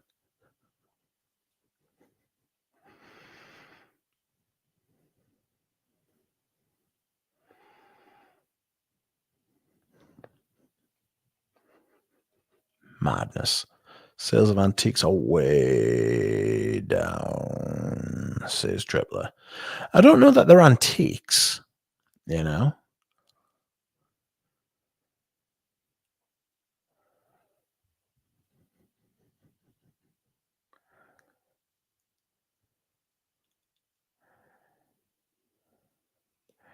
Mitra says...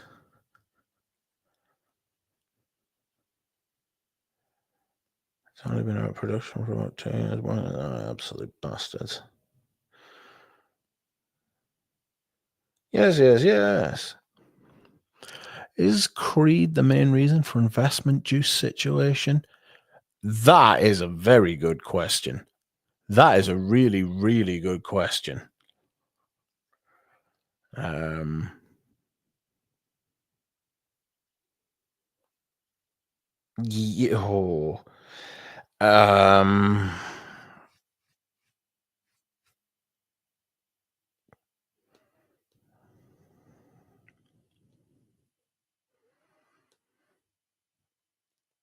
Yeah.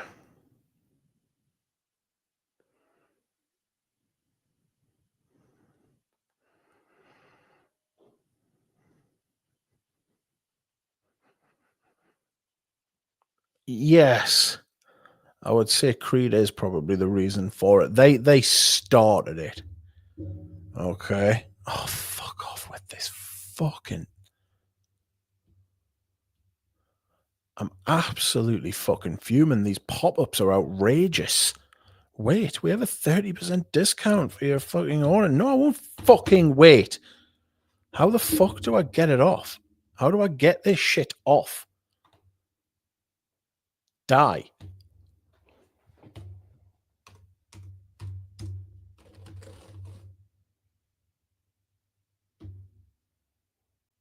Fuck off and don't come back.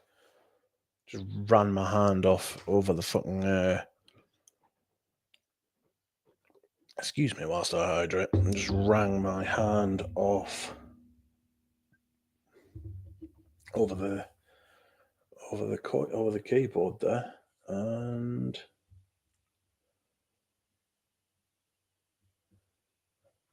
it went off. Fantastic. If Creed is anything like the big watch companies, they bought their own vintages at inflated price to drive the price up. That's mental. Is Creed the main reason for investment juice situation? Yes. Good night, Tim. I hope you are having a good time.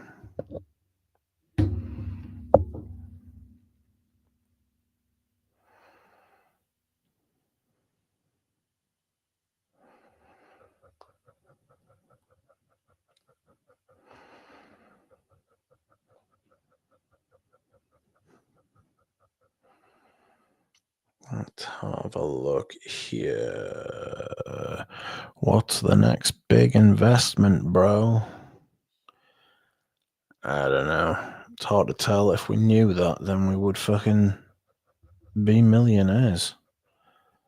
You know, they have reformulated Royal Mayfair. I am terrified at the mere thought of smelling it. Yeah, of course they've reformulated it. They'll reformulate everything. It's fucking mental.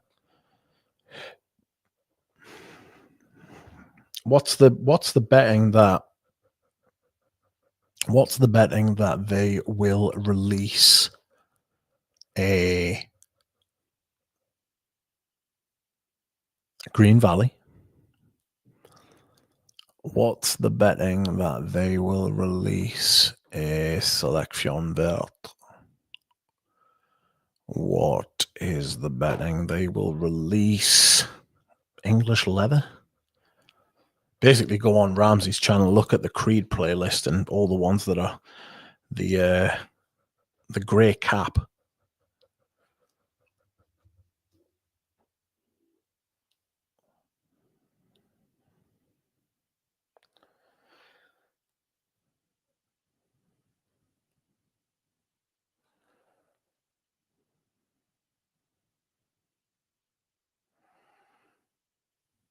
We will see.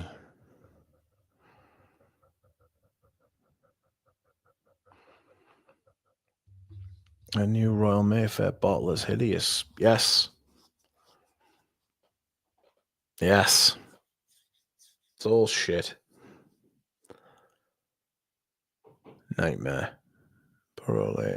I've all seen some insanity with Bottega Veneta stuff. I don't think Creed will buy up all the vintage bottles. I think, well, I was going to say Olivia's too tight, but not to worry. I have got 4 Lush perfumes that I think I'm going to give away. I think I will give them to someone. Anyone in England want 4 Lush perfumes? I've got Breath of God, I've got Rentless, Lord of Misrule, and 420. People are asking 200 to 300 for Bottega Veneta. Poor Femme, says Pradeep. Vintage sports memorabilia will continue to be a massive market. I mean, things continuing to be massive isn't the same as stuff becoming massive, you know? Like, sports memorabilia has always been a big thing. All you've got to do is look at collector, anybody who collects anything, you know?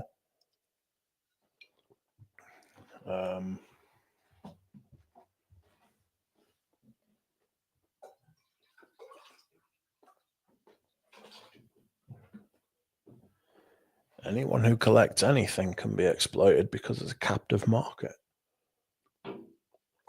I'm still fuming that Mona Diorio has been killed again. I have sent the link to Mitra K. We will see if she comes on and sees if she wants to talk. Ooh. I don't know. Whoa! I think she is here. Who's here? Hello. Hello. Oh, it's Lilith. What's going on? Outrageous. I didn't think you would come on. Because you said you wouldn't. That's why I thought you wouldn't. But here you are. My God. I thought you weren't going to stream. Well, I decided that I was going to stream. I got over myself and thought, fuck it.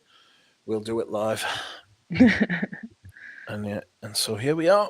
Oh, Hi, everybody. Lily says hello. Is the chat going to say hello? We don't know. No, they No. won't. Harsh. Harsh on the chat. What have you been up to, Lily? Nothing much, honestly. Zhao says you sound much better. Yeah, I'm over my thing. Over your thing? I just have the cough left, which is very annoying. Yeah, I often have a cough, but without having any kind of illness whatsoever, which is a bit of a pain in the arse, but not to worry. But I am glad you are feeling better. That's good. Thanks. That is good. Yay. So, What do you want to talk Antaeus. about? Antaeus, Lily. I want to talk about Antaeus because you love it. I do love it. So, why? Why do you love I Antaeus, don't Lily? know.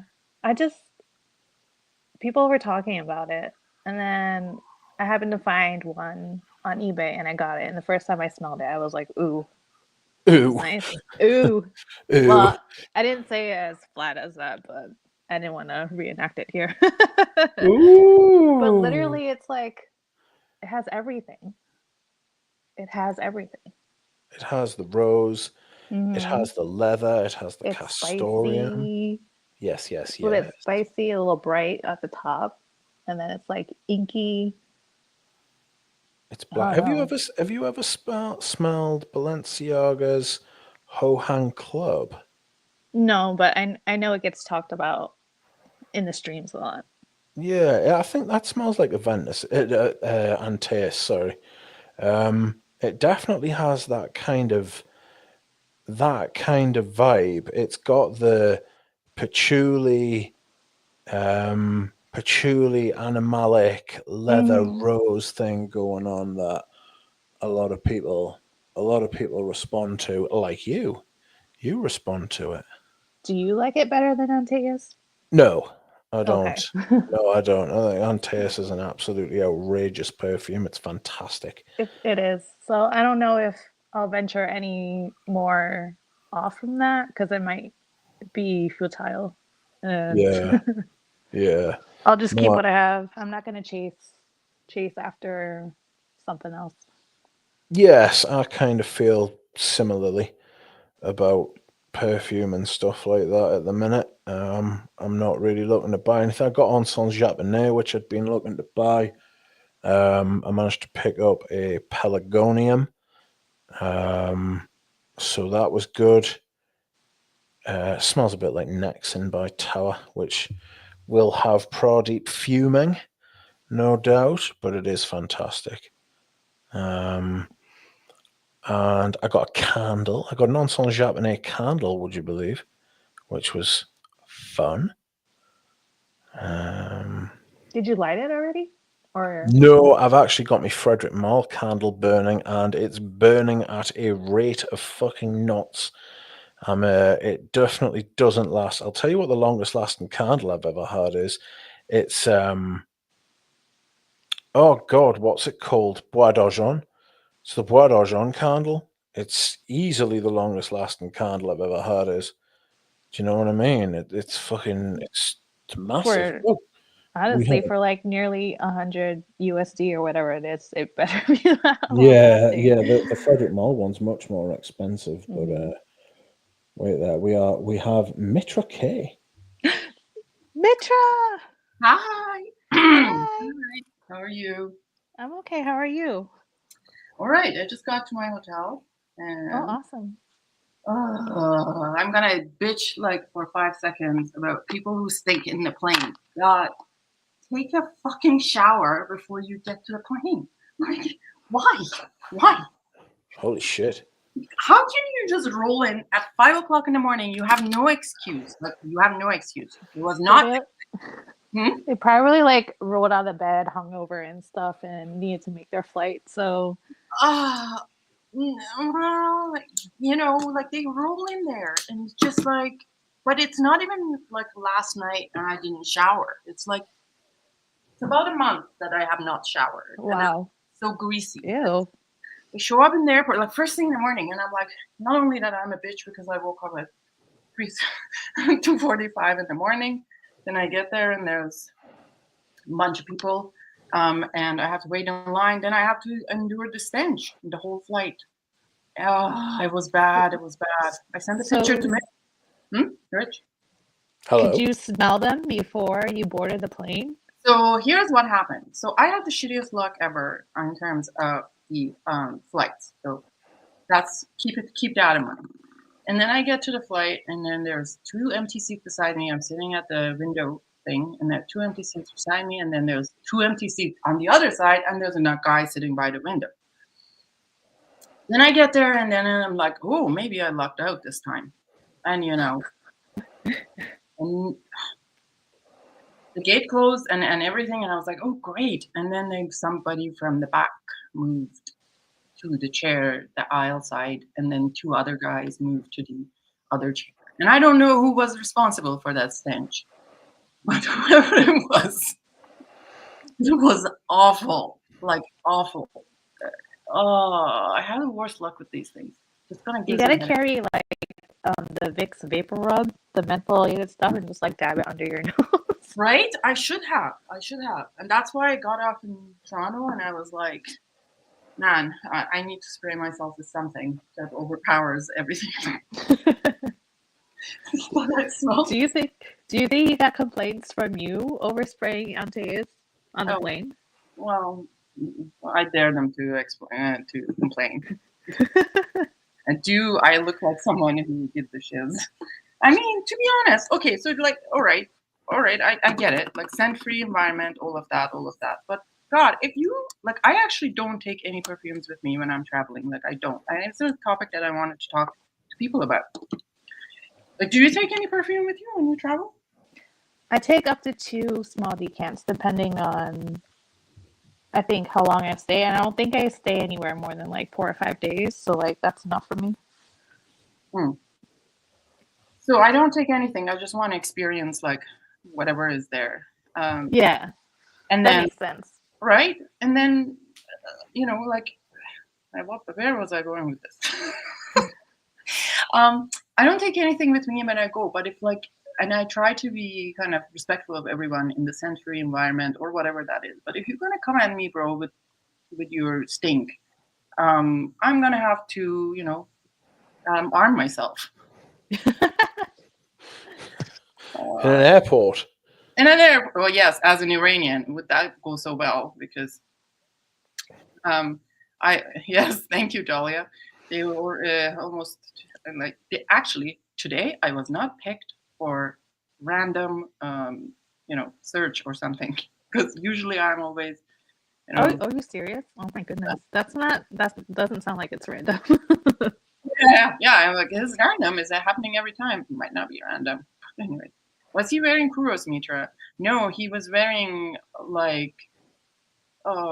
you don't even want to know. It was just it's shit. They cooked food on the skin and the kind of sweat on top of it. That was it. Did you not say something? What did I say? Did you not? No, I mean, did you not say something to them? Should you not have been I might have said, actually, I'd be like, whoa, no, you smell, fuck off back from whence you came. Go to the back of the airplane like you were before. That wouldn't go so well. You know how they could deny boarding to people who are obviously overtly drunk? Why can't they do that for smelly people? Because it's a closed environment with the air circulating, the same air. Why can't they deny someone with really bad BO? I know, right? They should. They totally should. I mean, honestly, it's really offensive, that kind of deal. And I don't know if you don't smell it after a while, when you are so bad at BO. But I don't know. They really should. What does Tripler say? Mitra, do you get 3 flights in cargo with all the perfume shipping points? No, I don't. But I do get. So when Canada Post was offering me a commercial account more than business account, because the volume I ship, and then the new system that I've converted to, because Canada Post is on strike, right off the bat, they were like, "How much did you spend on shipping last year?" And I was like, "Do I want to tell the truth?" So I tell him, and he's like, "Yeah, okay, so you're good for a commercial account, so I get some discount from there." Yay. Yes. That is good. International as well. Yeah, so it gets kind of off all sort of rates, like there's a special code, and you get all sort of rates off. But I mean, the shipping is expensive from Canada, anyways. But Yeah, I'm aware of that. The amount, the amount of stuff I've bought from I'm Canada. well aware of that. Yes, I'm fully aware of that. I've been involved in some pretty expensive shipping from Canada before. Yeah, it's dark, and that was me in a news going half as well. You know, Yeah. like, and it was still 400-500 after he'd paid half. Man, I don't know, I have so much sitting somewhere close to the border because also people are on strike. And How long have they been on strike for? okay, no, it's been the other day I saw it was 18 days, so I don't know what like. The thing is, Canada Post is a crown corporation, so that means yeah, it is not publicly funded, but it kind of is. Yeah. It has been losing money for like ever. As a UK citizen, you should know this crown corporation. Yes, I know what the premise is. Yeah. Yeah, it's shitting money. So they're losing money because their services are ridiculous, and then the employees are like the cost of everything has gone up, whatnot. Anyways, now they're in strike and they want 25% raise in wages and a bunch of other things. And I don't think the corporation can afford it. This is going to be the breaking point. Yeah. Anyways, that's besides that. Other than so, do you have a vintage Antares? I have a few vintage Antares actually.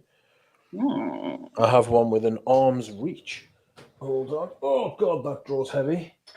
I have close to a modern one. It has a silver atomizer, but it's not like vintage.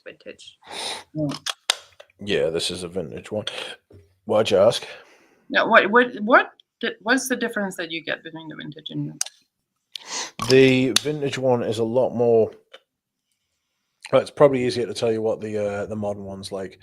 First off, it's got that kind of flat feeling that that you get from modern fragrances that are reformulated from vintage ones. The vintage one has a lot more rose, like a darker rose, and then it has a lot more of the castoreum leather moss base in the modern one. In the modern one, it's a lot more of a patchouli fragrance, like a patchouli rose kind of fragrance, and it's beautiful still. I still wear my modern one. Do you know what I mean? Like, I really like the modern version. It's really good. But the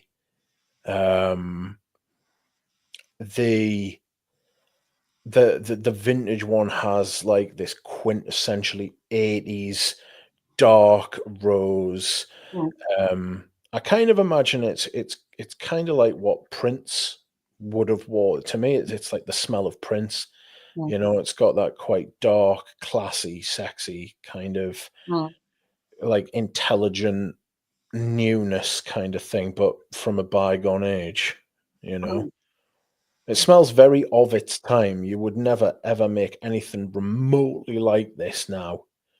You know, like, and I was talking to one of the sales associates at the Chanel boutique, and it is a full Chanel boutique, and they were saying, "Oh, we sell one bottle of Antares a month, maybe. what? Like, we're lucky if we sell one bottle of Antares a month." And I was like, "That's fucking warped." I was like, I just hate people so much. They're just, why can't they just buy good perfume? Well, because everyone wants to smell like a candy. Yes, everybody wants to smell like fucking Francis Kirkjohn's wet dream, the horrible man.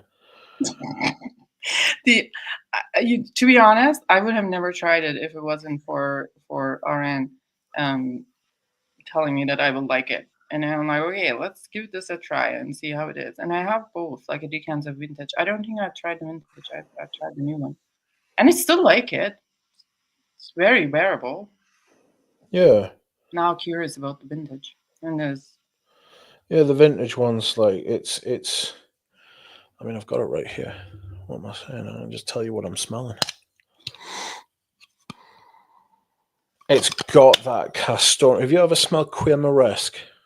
yes, So do you know the base of that spicy leather thing? yeah, All right. So there's like a spicy aromatic leather kind of vibe going on in that as well. It's just it in the Chanel, in the Antaeus, it's got that juxtaposition against the Chanel floral heart, you know, which is like, I mean, it's amazing, like the way that they're built and the way that they work as perfumes, you know. So it's still very masculine, especially by today's standards. really. Yeah, it's still very masculine, like, especially, like I say, especially by today's standards. But I think that Antaeus actually at the time used to get shit on by the men who would say it was only gay men that would wear that fragrance in the 80s. Yeah, because everyone was wearing Kuros. Yes, everyone was wearing Koros. You were wearing Koros if you were a real man. And Antaeus wouldn't come into it. I actually think Antaeus is the better fragrance, you know. And I thought that way for a while. I am not enjoying Koros at the minute. I have been struggling with Koros a lot. And I've still got five bottles of it, 6-7 bottles of it actually, now I think about it. I'm really struggling with it, like really struggling with it to like it. I won't sell my Charles of the Ritz bottle, but I've got a feeling the other ones might have to go. Like, I've got things I want to do with it first, as in stuff to do with like videos and stuff. I want to talk about it as a perfume and stuff. So don't get excited, anybody thinking I'm going to part with like my vintage Koroses just yet, because I want to compare the three along with a modern version. I don't think so. Not Koros, anyway. Unless I'm very much mistaken. I've got my fact checker with us. Like, she'll be able to tell us. It'll save us a massive job, though. To be fair, I'd be very surprised if I had done a Koros comparison. I've done one with Egoist. I know that. But do you think? Sorry, I'm just. No, crack on. Do you think that the new formulation of Chanel, like in terms of 0 to 10, the Antaeus, where it would be like a feminine to masculine, 0 being feminine, 10 being masculine? I think it's easily wearable by a woman, actually. Yeah, so like a 5. Yeah, easily. Okay. What about the old version, the vintage? I would say. I think because it's 2024, nearly 2025, that yes, it's very easily wearable by a woman. You know. Okay. So what you're telling me, if you're a woman with cojones, you can wear it. Yes. Okay. Absolutely. Yes, you can. All right. So Lily, do you have Kuros? Have you smelled I don't. No, I haven't smelled it. Oh God, it smells so awful. Like, so awful. I have not tried Antaeus Mitra. You know, yes, I have tried Antaeus because of RN, and there's a new bottle coming to me, and I am trying to procure an old vintage bottle. Right. Lilith and her crappy microphone. Stop it. It is crappy, actually. Now you said that, literally, I just, as you said, As you said, stop it. It went. Then I'll have to go then because there's no alternative for me. Have you got any headphones or anything? See, I had the headphones last time and everybody complained, and now I'm speaking through my device and built-in microphone and everybody's complaining, so I'm not winning here today. Lilith, what you like? We like you with the crappy microphone or not. Just blow it. Let me switch it and see what happens, if it's better or not. All right. So hello. Yeah, that's better. Okay. There it is. I guess I'll stay a little longer. Yes, that's right. What were you going to say, Mitra? What did you wear today? I wore pure Tonka. Pure Tonka? What? Pure Tonka? Oh, Mitra. Oh, this is the thing. I have not smelled those either. I don't know how they smell. What, the amens? Yeah, amens. I haven't. To be honest, there's a like Rich talking about good people in Fracom. There's some guy in Fracom that has like really obsessed with amen, and it just that was, and I don't like him, and it's just like that was my introduction. Have you ever seen those bottles? That guy had it, and I'm a little bit stupid like that. And it just kind of discouraged me of like even trying. Anyways, I have not tried those, but I know that they are like reformulated, discontinued all the time, right? Yeah, the pure Tonka is really nice actually. I only kept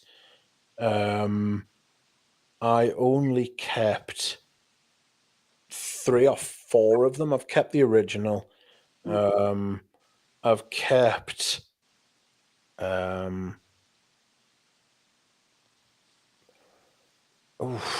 kept pure Tonka, pure chili, and pure wood, and I've got ultra zest as well. But I used to have like double that at least. Sold all the other ones off. So did you have pure Havana at one time? Yeah, I got rid of that shit. Like, it's just that's a popular one. Yeah, I know. Actually, I might still have a bottle lurking about. But I sold a lot of the perfumes off. A lot of those ones off because they were just a bit. It was just a bit. They're just a bit severe. They're just a bit much. Do you know what I mean? Like massive doses of sugar. Whereas I actually think that pure Tonka is actually a really nice modern fragrance. What the fuck was that? Sorry. That's mine. Sorry. Jesus Christ. That was painful. I apologize. I'll just mute myself next time when you're talking. Sorry. Bye, Joe. Bye, Joe. Oh, good night, Joe. Yes. So, Christ. Pradeep says isn't past your toast, bed, and poison time. Yes, it is, but I'm still here, aren't I? Are you jelly, Pradeep? We are keeping him on. I'm joking.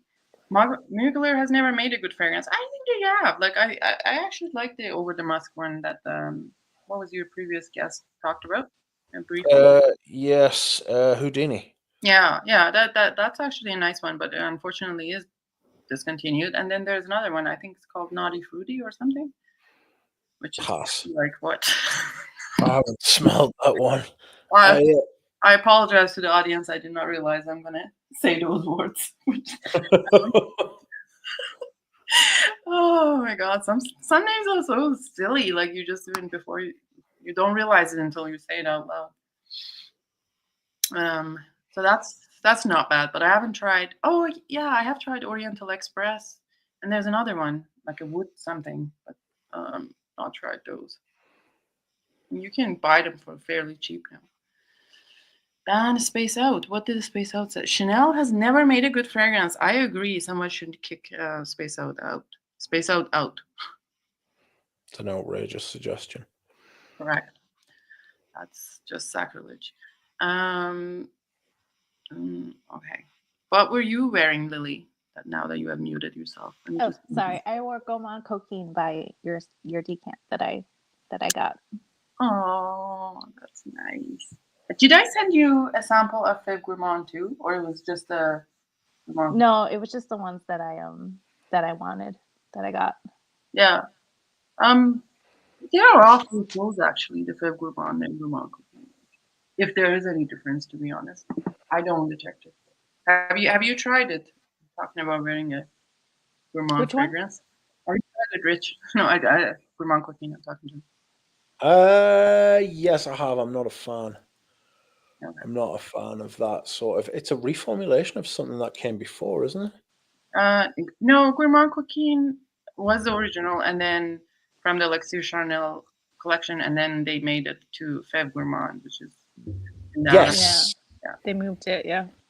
Yes, that's right. They moved it around, didn't they? I think it was RXL who said before that he was wearing Spirituous Double Vanille, which is nice.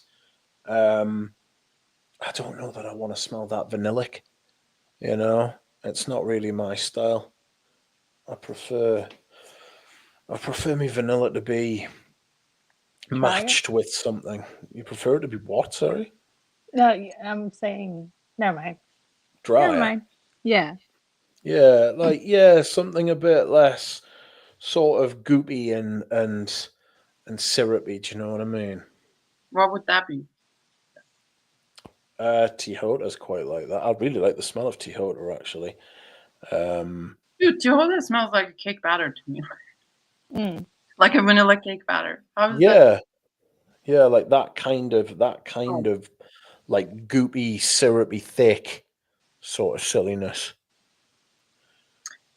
Feb Gourmand is pretty good, Pradeep. Like, it's very close to Gourmand cooking, and it smells good. It stays long enough.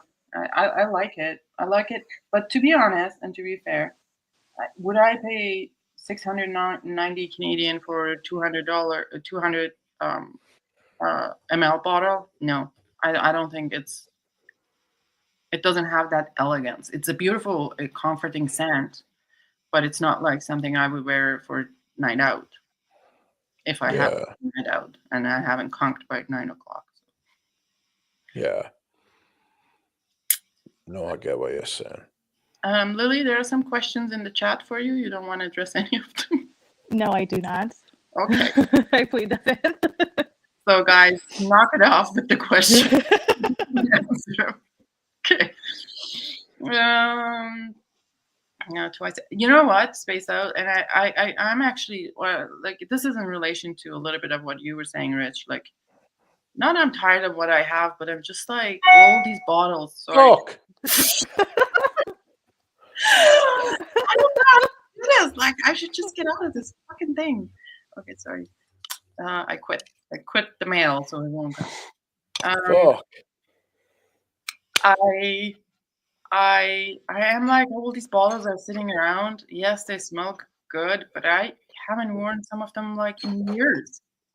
Yeah. Sad, you know?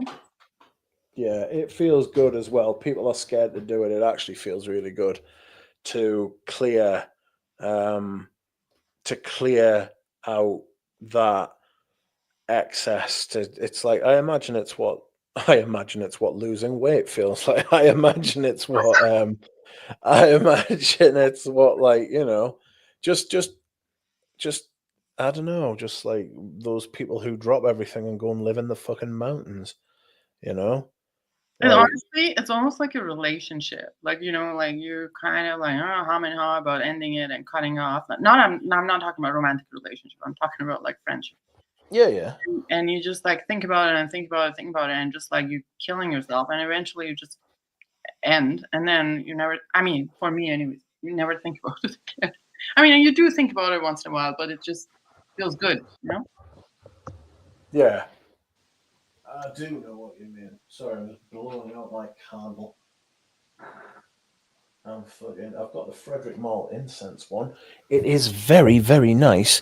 It's also £100, and it doesn't last anything like the Bois d'Argent one does. So I'm pretty fucking upset about it, to be honest. But not to worry. I need to go and dehydrate. Hold down the stream, Lily and Mitra. I'll be back in a second. Lily, have you bought something? Jesus. So What? I'm sorry. I'm distracted by all the noise that's coming out of Rich's room right now. I don't know what's happening in there. Have you bought a fragrance, sold it, and then bought it again? No, I haven't gotten that far. Because I'm really like mindful with the purchases that I make. I think I have about maybe 8 that I absolutely like don't like that I blind bought that I'm trying to get rid of. But so far, I haven't. It's just like you don't miss it when you sell it. The ones that I've sold. Yeah. But like if you rediscover it, see that's the thing. Like sometimes I'm afraid to let things go because I might want it back. So I don't sell anything, even though I'm not wearing it. So I don't sell them in case I come back around to it, which I usually do. Yeah. But that's like the nature of the game, though. I feel like part of it. No, it is, and to be honest, I feel like, and this is maybe I am fortunate, maybe I'm like I kind of am like in that, you know, I've been here in the community long enough and stuff. Like usually, like it's not like anything that no fragrance is like you can't find it at all. If you look for it long enough, it will show, right? It's just a matter of time and how fast and easy you can get it back if you want it. So actually what I started doing, some of the fragrances that I'm they are like, but not, or once upon a time they were love and they are no longer love. I decant 10 ml out of it and sell the bottle. So at this point, I'm like, okay, so if I finish 10 ml of this at some point of my life, I'll keep it for a reference. And if I finish the 10 ml, then I feel that I need to get a bottle, then I'll buy a bottle. Yeah, that's really a good way to look at it because there's some fragrances that I do keep for reference, even though I don't wear them. Like right now, I've not been discovering anything new because I don't want to add anything to my collection until I can get rid of some stuff. So I've just been collecting some of the classic stuff for reference, and like that's a safe resell if I don't like it. Yeah. Well, that's the other thing, right? And if you're like planning to, got to be mindful. If you're buying something that's very obscure, it's going to be very difficult to sell. What is it here says? I like the feeling of trying a new samples much more than wearing something I know every day. Yeah. I mean, but there's a comfort, right? Like, to be honest, the space out, sometimes when my life is chaotic and everything around me is changing, I love to hang on to something that isn't changing. Familiar, yeah. Yeah, something familiar. So that would be the thing. Thoroughly like Mitra and Ambre Fetish. Thank you. Why are you so mean to me? So I don't think I've told you this, but I owned Ambre Fetish and I sold Ambre Fetish. And now I'm like, I kind of own the vintage bottle. And there is out there. It's just expensive. I don't want to pay that much. It's not like you can't find it. It's just too expensive. Is there a floral note Lily doesn't like? Orange blossom. Orange blossom. Oh, we have that in common. But you know what? I came to around it when I went to France. Like, I mean, because they use so much orange blossom and Petit Grain and that. But still, like, very sweet. Sorry, hold on. No worries. One is pissing, another one coughing. Okay. Sorry. No, because that's like, I imagine you enjoyed your time in France. So like you have that set memory attached to it. So it's like it has a new context for you about it. And let's see. I don't like to cling on to too much stuff. I don't form a relationship if I have too much stuff. Less is more with me. Yeah, I mean, everyone is different, right? Like, I found my Orange Blossom Grail. I'm never selling it. So I'm not going to be the one to ask you who it is because I'm not really a fan of Orange Blossom. But to be honest, the best or like neroli fragrance for me is the Imagine 2022 from Guerlain. Have you smelled that, Lily? Which one is it? Imagine 2022 from Guerlain. No, I haven't. Yeah, that's a beautiful one. That's the one that actually started me thinking about, oh, actually, this can be crafted nicer. Mm. Then,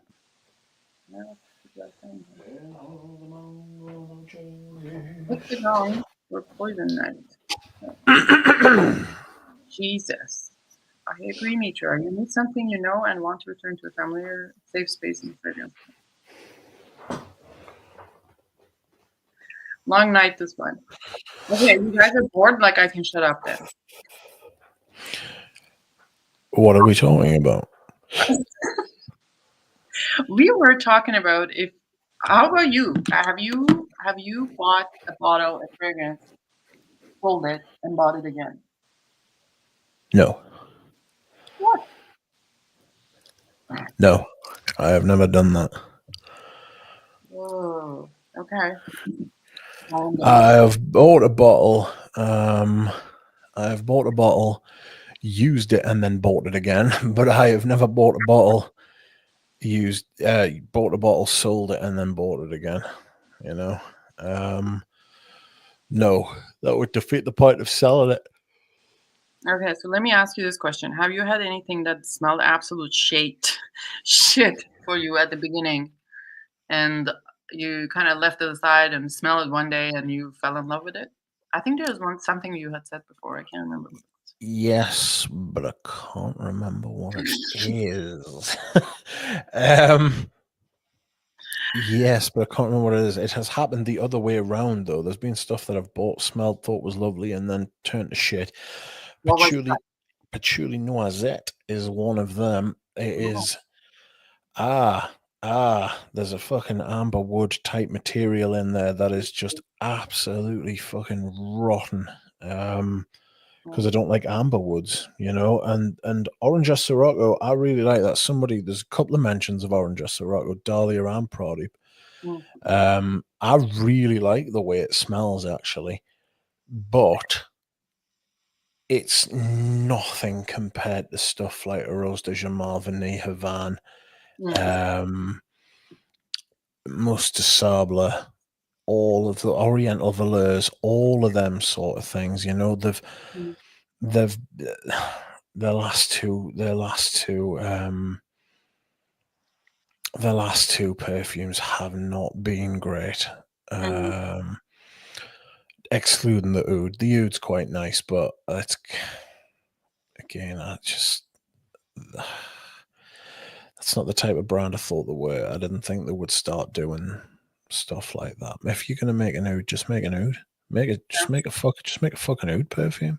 Yeah. You know, just make an oud perfume, totally fresh. But it wasn't. It's a money grab. Is it a money grab? It's an exercise in exclusivity. It's an exercise in showing technical sort of ability. It's a bit of a flex, but it's not a great perfume. That Vanille Van's better, clear. I would put it at the bottom of the three, actually, because the fucking extrate's stunning. Fuck, the extrate's absolutely incredible. Jesus Christ. I need to one. Does X-Ray come in a bigger bottle? Or it's just 10 ml. No, it's just the 10 mls, and it's a roll-up ball as well. So it's a fucking pig. You couldn't possibly spray it. You can tell just by how thick when you turn it up and down, it's like a lava lamp. You know what I mean? Like the juice inside moves like a lava lamp. It's fucking like it just floats up and wafts down very slow. But the chocolate in it's fucking immense. I saw Robes did a premiere yesterday talking about Vanille Havane, and he was like, "Ooh," and I was like, "Yes, it's one of those ones. It's hype, right? But it's well worth the hype. It is genuinely well worth the hype. Believe the fucking hype. It's brilliant. I hope they don't start reformulating. I hope they don't start tinkering, and if they do, I hope they fucking tell us first. You know what I mean? So." Yeah. If they do it and fucking back it up about 3 or 4 times. I swear to God, this is true, right? Last week, I got a compliment to the extent that the woman who gave us the compliment made us write down what the name of the perfume, the brand, and where I could buy it from was. And that she said, that's Christmas sorted for my husband. I was like, it's expensive. She was like, I don't give a fuck. She was like, that's what I'm getting him. And I was like, sound. And to the best of my knowledge, that is what she has got him. You know? Did you tell her that's not the problem? Just Did I tell her what? you know, just you can't fix your husband with a perfume. No, I didn't tell her that. I wanted to fucking believe that. You know what I mean? It's the magic of the Christmas miracle. Yes, it's a Christmas miracle. Spot on. Well said.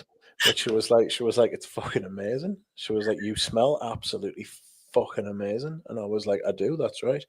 And do you know what it is? That I was like, I'm happy to fucking tell her. If I was a fucking horrible man, I would have told her the wrong perfume.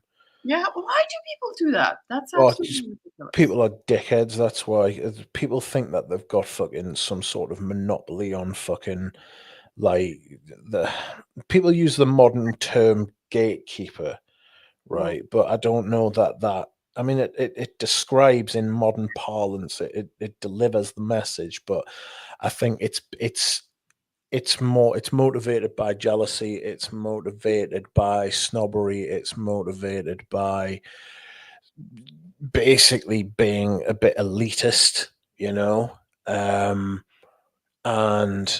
I don't know why people would. I don't feel like that, you know. I don't feel that way personally. Okay, so I'm gonna say this. Sometimes I'm like, I feel like if I'm gonna butcher the name, I would just write it down, like, because I'm very self-conscious, like when someone, contrary to what I probably project on social media. So when people are like asking something, I will just write it down or like whatever. But I would never lie about the name. That's just not cool. Like, it's ridiculous. Anyways, but that's the talking about the state of society these days, right? You know what I was surprised by? Have you ever smelled Jasmine 17 from Le Labo? Since the chat is talking about Le Labo. Any of you? Lily or Rich? Okay, am I on? Or? Hello. Hi. Sorry, I pressed the button. I put the laptop in airplane mode. I put the fucking laptop in airplane mode. Somewhere? Sorry? Are you taking a plane somewhere? Clearly. You know, I was jealous of your traveling. Don't be. Oh my God. Okay, so let me bitch for 3 seconds here. So I wake up 2:45 in the morning. I'm at the airport at 3 o'clock. My flight is at 5. Yesterday, I always check in online, like before whatever, and check my bag. The email didn't come. By noon, I was on there and I'm trying to check my check-in, and the codes don't work. The confirmation codes don't work, and I'm like, and you can't call these airlines because you're going to be on the phone for 3 hours. And eventually, I found out, because they've changed itinerary like 500 times, they've also changed the confirmation code. Oh, fuck. Anyways, I get in, I log in, I check in, but it doesn't let me add a bag. And I'm like, I ain't going if I can't bring a bag. So anyways, I show up in the airport, and so is the rest of people in the flight. They have not been able to check their bags. So there's a huge lineup, and there's like 2 sleepyheads who are talking to the phone the whole time, are managing everything. Like the check-in, like bag stuff. So by 4 o'clock, I'm still standing in line, and I'm like, am I gonna make it to the flight? Because this is kind of ridiculous. A bit close. So I get to the front of the line. I'm the front of the line, and she pulls me aside and says, "Oh, you're going to Toronto. Like, come here." So she pulls me aside and puts me in this counter, and the woman leaves as soon as I get there. So then everybody behind me is getting service. Fuck. About to lose it. Oh man. I hate traveling. Anyway. Yeah, I was gonna say, I'm glad I don't go anywhere, to be honest. Oh my God, so much peopling. Like, it's insane. And it's always this. Last time my flight was delayed 8 times and then was canceled. Oh God. I reckon I might have twigged after the fucking sixth, like, after the sixth time it was cancelled, I might have thought to myself, I'm not sure this flight's happening, to be honest. Is 6 your magic number? I don't know. I just feel like, I would have got to that point and thought, I'm not sure this flight's. I'm not sure I've got any faith in this flight actually being a thing, But not to worry. Oh, but I was going with that. Have you tried Jasmine 17 from Le Labo? I mean, you're not a Le Labo fan. I hate Le Labo. I hate Le Labo. Ooh, that's so bad. Okay, just mute yourself. I'm gonna ask Lily. Okay. Lily, Yes. Do you like Le Labo? Have you tried any Le Labo? I went to the city and smelled them really briefly because I was with other people and I didn't want to hold them up. They had like no interest in trying anything. But what I remember is I really liked Bay 19 or By 19. Tay Matcha was really good. Tay Noir. I put that one on for dinner because we were going to tea or something, and I didn't like it as much as people were saying how good it was. It smells like Gucci Pour Homme too. That's what it smells like. It smells like Gucci Pour Homme too. Gucci Pour Homme too. Tell you what, 2024 smelled like death to me. Like, see, I briefly smelled Patchouli 24. It was like so dark and like swirly, and I was almost impressed. Like, I kind of wish that I had put that one on, but I didn't want to like blow out my guest's nose with it. But it's a perfume that would wear me. I'm not gonna, I can't wear that perfume. That perfume wears me. It's like, it's way too strong for. Yeah. I don't. But like, I smell Jasmine 17, and the only reason I'm kind of, because I didn't hate it. It wasn't.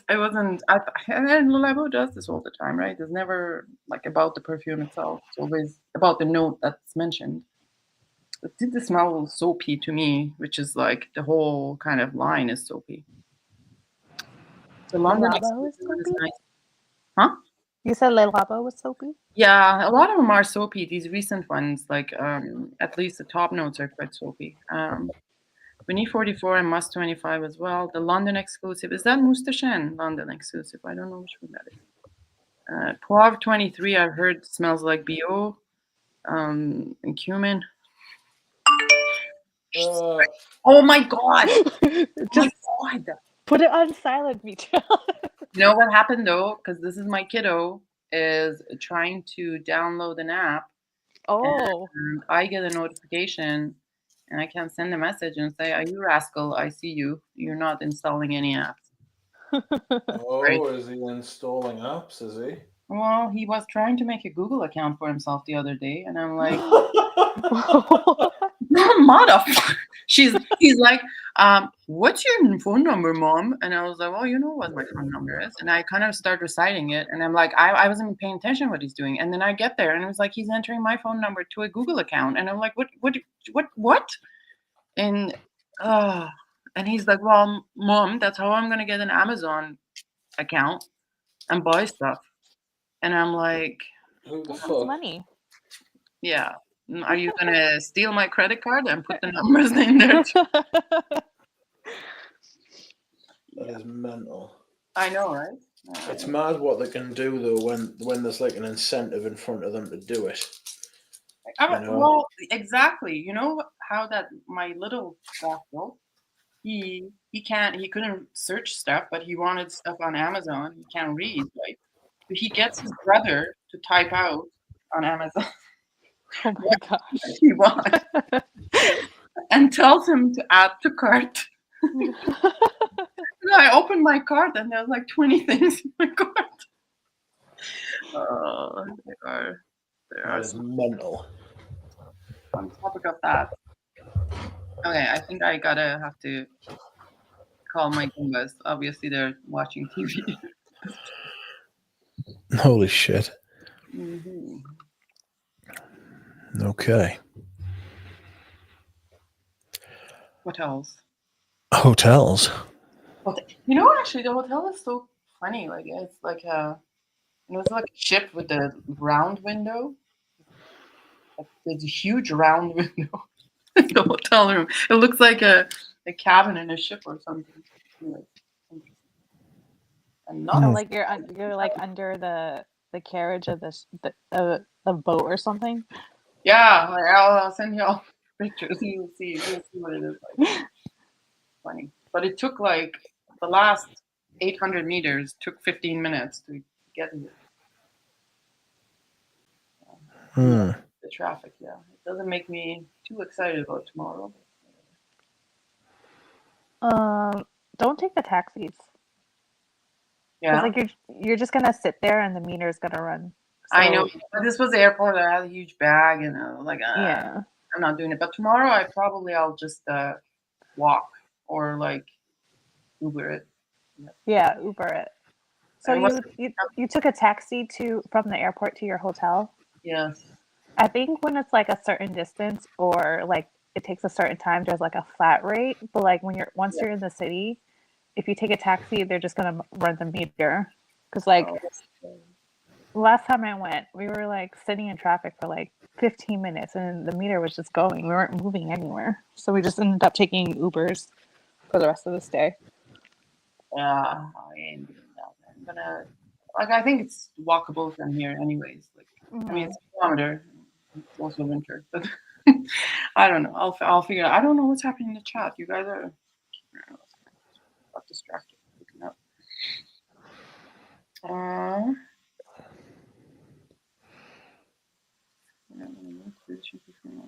Molecule 1 plus kayak, please. Have you tried any of the molecule ones?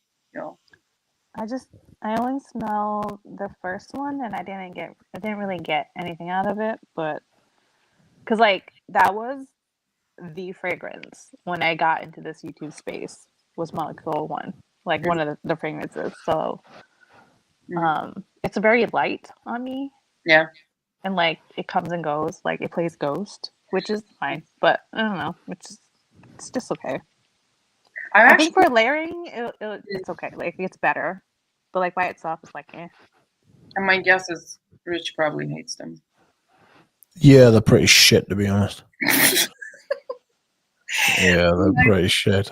Could you please comment on this? It's pretty shit. It's pretty shit. It's not ideal. Like it's. Have you smelled the rest of the line, like the molecule line? Because like each of them is like a different aroma chemical.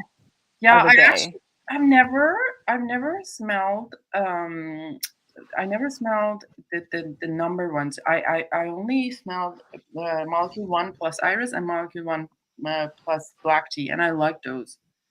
But because there's something else in them, I guess. Like I've never smelled them on their own. I don't know how it's like. The idea never appealed to me. You know what I mean? Mm-hmm. Anyway. I mean, I just smelled it because it was a thing to smell, and then I was kind of over it. Yeah, I have a bunch of samples lying around that I'm from. I don't know how I got them. It must have been in Exxon's. Probably. And molecule 1 plus duck. Yes. Awful. Mm-hmm. Awful. Duck would duck those. I have a question for you, Duck. Have you ever had foie gras? No. Isn't that cannibalism? That's exactly what it is. Oh my god. Is there an ethical reason that you don't have foie gras, or is it just you don't like it? I don't like the idea of it. It's kind of same as lamb. I can't eat lamb. I can't eat baby sheep either. Yeah, or like veal. Yeah, I'm not eating fucking calves or fucking any of that shit. Eggs, anything. You don't like eggs? No, like the eggs of fucking, like caviar and shit like that. Oh. Yeah, you don't like seafood anyways. No, I don't like seafood either. It's fucking rank. I don't like that. What was I going to say? What is funny enough? Like eggs don't, like chicken eggs don't really You know, I eat them, and no problem. But as soon as it has that little blood knot in it, I'm like, I can't. Oh, the what? Jesus. Yeah, I'm not having that shit. Like, that is fucking absolutely rank. Yeah, that's a little like you know, when you crack the egg, and sometimes there's this kind of blood. Oh. Oh. Well, that shouldn't be there, really, because the scan for that shit. Right, but I mean, there's always one that I crack. It's always there. Yeah. Sandra loves Yeah. foie gras. To be honest, I'm gonna say foie gras tastes better than what it looks, because it looks like shit and jello. But Yeah. Basically a fatty liver. You're eating a fatty liver of a duck. I know, like. My God, I have actually got fatty liver as well. Oh, that would be funny. I hate seafood. Yeah, like if Lily, do you like seafood? Of course she I does. don't like I don't like seafood. I'll eat it occasionally, but it's like never my first choice. So Lily, tell us Yeah. about yourself. Like, how long you have been collecting perfumes? Oh my Yeah, Lily. Tell us about yourself, Lily. I'm not sure, to be honest. Like, my first perfume I think I got on my own was when I was 21. I'm not gonna tell how long ago that was. Tell us which fragrance was it, so we can. Yeah, tell us the fragrance, Lilith. No. I'll tell you in private. But and then something happened. I think a reformulation happened, and I could tell. So that's when I delved deeper into like finding a different fragrance for myself. And then I was big into the beauty reviews on YouTube at the time, and I thought since fragrance is kind of in the same realm, that there might be fragrance reviews on YouTube, and that's how I found Joey this space. Canoli. No, no, he wasn't the first. He wasn't the first one that I found. No Joey comment. wasn't the first. Oh my God. No comment. Who was the first one that you found? I'll tell you later. Oh my God! What the fuck? This is what Lily does to me in private conversations. You'll be going along having a perfectly normal conversation, and then all of a sudden she'll be like, "I'm not telling you that," or she'll be like, "No," or "I'll tell you later." You know, and it's like, hang on a minute. It's like, what? I don't know. I feel like I've just hit a wall here. It's like, fucking what? Do you know them people who are like walking down the street having a conversation on the phone, and then like they walk into a lamppost? This, It's ladies like- and gentlemen, this is why Rich doesn't sleep, because like Lily drops the bomb like last minute. Exactly. That's exactly what it is. Like, I'll just be like sitting there, right? And I'll be like, oh, well, you know, this conversation's like, you know, drawn to its natural conclusion. And Lily be like, yeah, I've got like 3 legs, you know. And it's like, what? What? Then in the middle of the night, Rich wakes up from a nightmare with seeing Lily with 3 legs. 3 legs coming along with that peg leg coming to get us. Absolutely mental. Being chased down the street by her. Okay, so you said you found a bunch of you started with YouTube, like you kind of a place for you for perfume. Mm-hmm. Yeah. Well, see, the thing was, I was going on Fragrantica like hours a day, like just scrolling through the notes and stuff, and I don't know, I just fell deeper into it, and then I don't know, I just ended up here, and I don't know how to get out. Yeah, I don't know how to get out either. Well, if we wanted to get out, we weren't here. We're all lost in the sauce. That's correct. We are lost causes. Yeah, Lily is not going to tell us anything. I mean, she's saying stuff. Okay, so how big your collection got at one point? Like, what was it's? Yeah. It's the biggest that it is now, because I'm kind of like not stalling, but like kind of just plateauing, and I think I have maybe 60 to 70, not including backups. Okay. I don't know. What is? I feel like that's a lot already, and I want to get rid of some before I add some. What would you like? What would be the most expensive one in your collection? The most expensive one at retail, I think, is House of Matriarchs Belonging, but I didn't pay retail for it. So if you slash that by half. Yeah, I was gonna say nobody pays retail for those. She So has she has like 5 or 6 like sales throughout the year, and she knocks like half off, and they're not even worth that if I'm being honest. I like Kazemi. Kazemi's a nice fragrance, but the rest of them. I think the most I've ever paid for a fragrance, I think might be around $200 USD. But I don't know which one that is. I don't even know what house is that. Like House of Mitra. I don't even know what that is. It's like an indie brand out of Seattle. They supposedly tout mostly natural ingredients. So like she prices it at like, I don't know, at 300, but then she does all these sales like 6 times a year. So like at that, I don't know, you're not paying just wait for the sales if you're into it. She charges a lot more than 300. I know, I was just rounding up. Around. But like Rich, I'm gonna hate this question. What's your most expensive one? It depends what you mean. What's the most I've spent on a fragrance, or what is the most mil per mil, like pound per mil? So the most I've spent on a fragrance is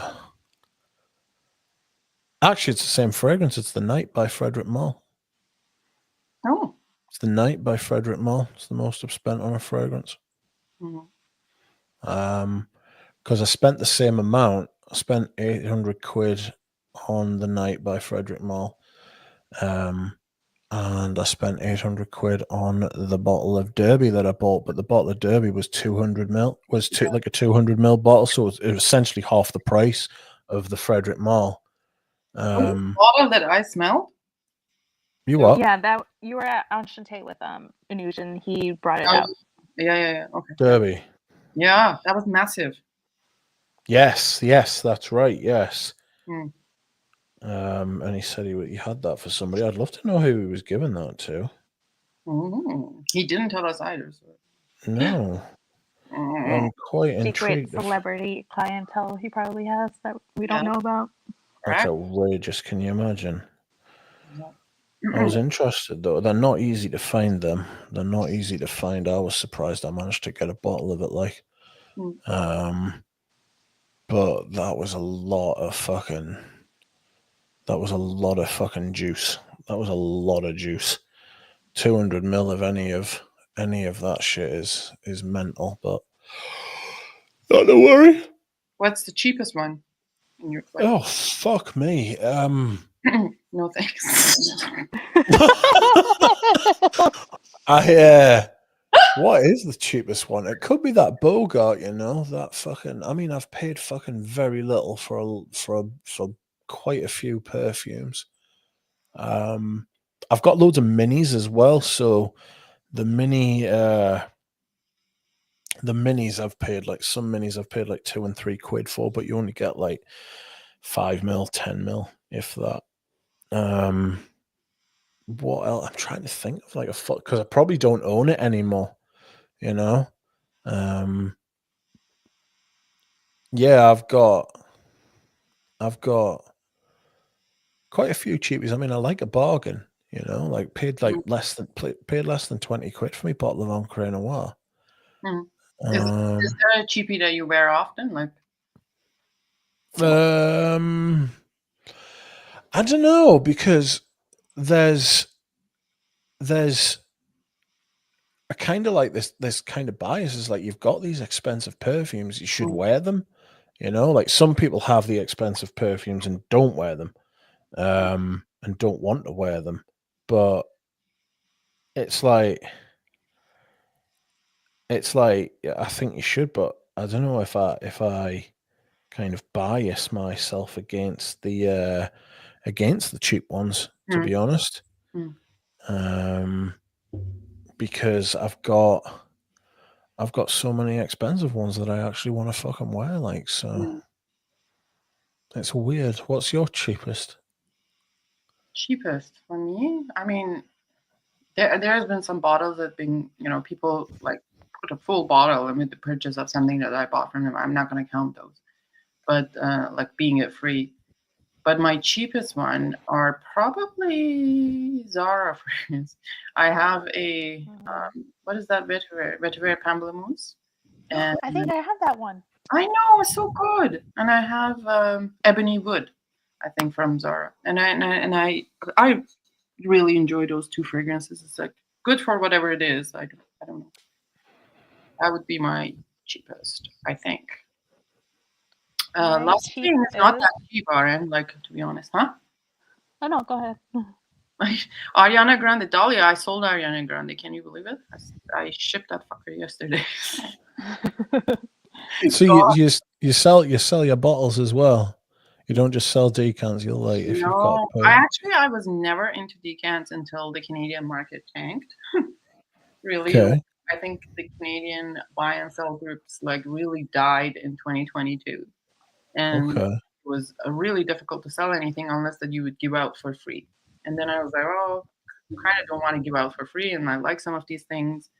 So I just started doing decants then. I used to sell bottles more, like, so about half I ship is full bottle and half of the decant. Okay. What about you, Lily? What's your cheapest fragrance? The cheapest I ever got for a fragrance that I can recall is I got a Parfum Mousse de Cartier vintage for $24. Wow. It was 40% full. I think it's like a 30 ml bottle. Well, that's my cheapest. Like, I checked to see if I could get like a backup or something, and for that size, it's going for like $430 right now. $430. Pain and suffering. Mm-hmm. That's far too much. Do you guys own any Roja fragrances? Fuck that. Too pricey for me. I don't buy them out of fucking principle. Like, I had some that I got off Dava from Fragrance Bros, but he'd got them for nothing. And I bought a couple. I bought the Vetiver one, and I realized no, I didn't buy the Vetiver one. I bought the one that smells like Heritage, and it just smells like Heritage.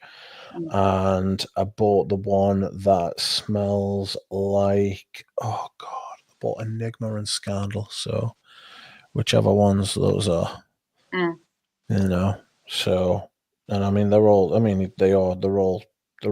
fucking. I'll be kind and say they're pastiches to more vintage fragrances, but I mean, they're not. It's just daylight Rogery. I don't know. I have like, so there isn't anything pretty much from the regular line that I like. Manhattan was okay, but I sold that one. And then what I like from Roja is extremely expensive. Is like the Britannia, which smells like the Guerlain one, like it smells like Goya pen. It's pretty much the same. And then Goodnight Kiss, which is really expensive. And those are the ones that I would like from Roja, but it's the price of them are getting so ridiculous. And then I feel like this every year they're putting like Bergdorf, Goodman, whatever special, and it's all gimmicky stuff. Kind of done. It is. It's bullshit. Like, it's total bullshit. It's like you've got to just look after your own money, like, and they're always trying to get you to part with your money so that they can have more, they can do better, you know. And it's like, I don't know, because I think the brand's been sold for a while. And he's just said that he's got a new in-house perfumer. Basically, what he's doing is he's trying to get ahead of the curve with people calling him out for the shit he shtick and stuff like that. But he's basically achieved what he wanted to achieve, like, you know. He's pulling a Creed. Like, explicitly say that I am the perfumer of this brand. Yes, many times. Roger was explicitly said that he's the perfumer and he makes the perfumes, and then he's rode back on it quite a few times when people have pulled him up about it, saying, well, like, I had the idea for the perfume. Does that not make me the perfumer? And it's like, no. No, it doesn't make you the perfumer at all, mate. Like, I think what he kind of did is he started his brand in 2010, and there wasn't the internet culture that there is now, and there wasn't the baying for blood that there is now, as far as people being found out for being bullshitters. He kind of had industry standard, basically what he was doing, and he owned the brand, and he was telling everyone he made the fragrances. You know, and I happen to think that he saw the problem coming down the line, you know. I think he saw that this is gonna be this. I'm gonna get found out in a big way here, and I think that he's basically sold his brand. I think he's basically sold his brand, not to necessarily avoid that flack, but he sold it at the point where he's made himself a lot of money. I imagine the brand of Roger Dove was sold for, I mean, over £100 million. Probably, yeah. I mean, if it was me, I would leave at peak, right? Like, why would you leave at? Exactly. He's had 20 years in it. I mean, yeah, he's had 14, 15 years, but he's worked in perfume his entire life. He stole the Girl on cookbook, and I happen to think Roger is one of the best assessors of fragrance. But what he did is he stole the Girl on cookbook and made vintage Girl on fragrances modern, and he released them and said basically buy these astonishingly brilliant fragrances for a very high price.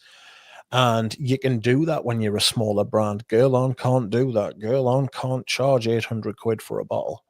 Not these days, because they've bastardized their brand. They've bastardized themselves at the altar of trying to shift more units. They've become too big.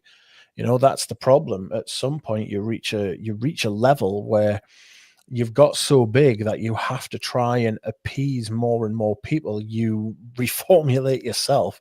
You water yourself down to the point where you've compromised yourself.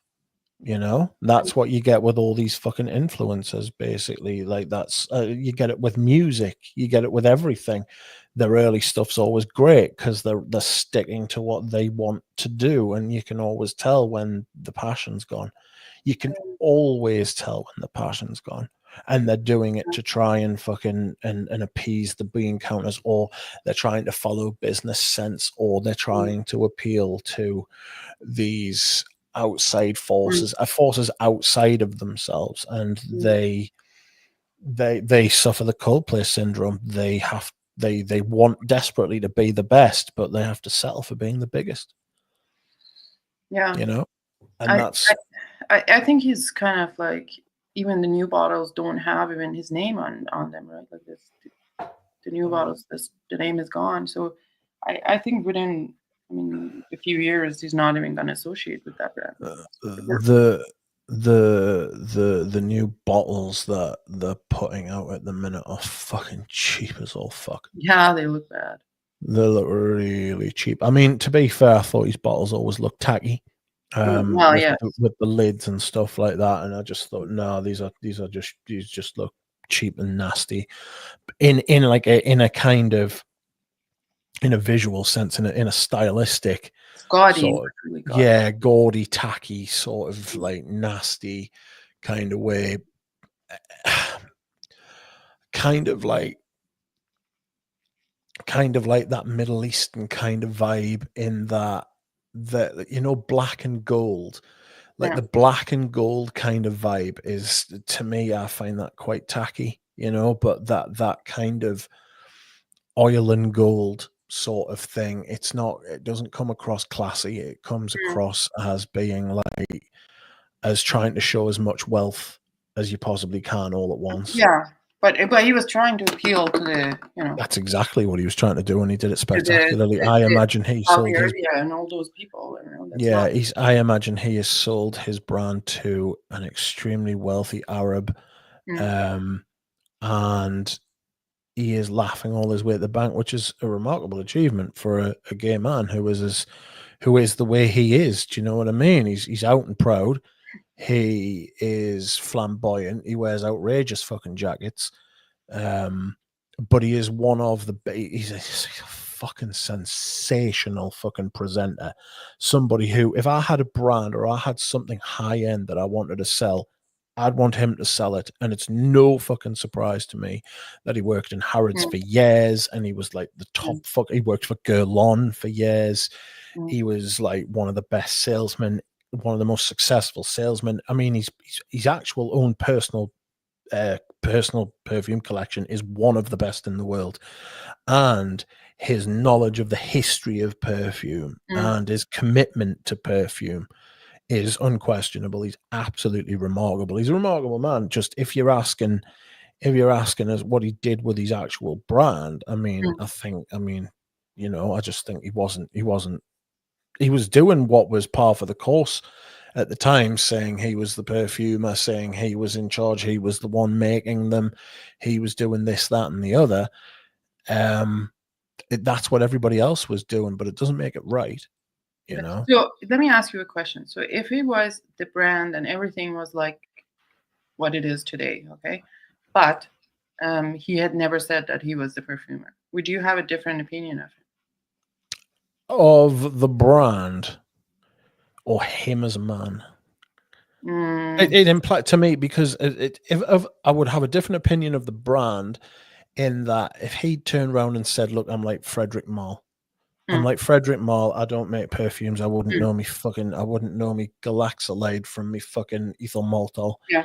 But like, I know a good fragrance when I smell it. I've got good taste. I would respect him hugely, the same way I do Frederick Malle, you know. But he was dishonest. He was dishonest. It's as simple as that. And he just like what am I supposed to do with that?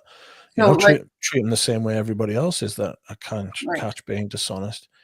But then, like, I guess that's where you're getting at. So, like, in terms of the brand wise, you still do not like that what they charge for the bottles. I mean, somebody in the chat asked about the material, or maybe it's using exclusive material. Right? It doesn't matter how much of exclusive material you're using. It's like impossible to make a 50 ml juice worth more than I'm gonna be very generous at $100. It's really hard to make a juice cost more than that, unless you're, I don't know, you're looking for some. It's not. It's all the costs that are involved in perfume are the transportation, are the marketing, or the bottles are worth more than the actual juice inside. The labor, the getting them into stores, having to split the fucking. Having to split the profits of the bottle or the actual price, so it's 50-50 basically. You basically, if you're a brand, you have to sell to the shop. Say if Roger makes his perfumes, right, he has to sell them to Harrods and sells them in Harrods. He has to sell them to Harrods at half the cost, and then he's got to take his fucking costs out of it. They've got to take their costs out of it. You know, it's like it's watered down a lot, so that 800 quid for a bottle of Diaghilev doesn't go straight into his pocket. Yeah. But that perfume, you can get vintage fucking is it Mitsuko? Is that the one that it's based on? You can get vintage Mitsuko for like 100, 200 quid, and it's hello, no, you can't do it anymore. I mean, not vintage, not parfum anyways, but like older bottles at EDP, DTS. Yeah, just buy the vintages. Right, I am tired and want to go to bed now. I hope you enjoy your time in deepest New York. Please slap Max if you see him. I told you earlier, Lily, there's going to be a Will Smith and what was the other guy's situation? I'm just Chris Rock and Will Smith. Just going to walk up to him on stage when he gives himself an award again. An Iranian was arrested in New York. For Yes, Iranian woman arrested in New York for slapping raconteur. She's going to be randomly selected for a search for the rest of her life. Yes. Yes, that's right. Okay. Okay. Thank you very much. Thank you, Lily, as well. Yep. Okay. Good night. And thank Houdini. Good Thank you, night. Houdini. I will see you all again soon. I will do the soap video tomorrow. Good night, everyone. Okay, good night. Bye. Bye.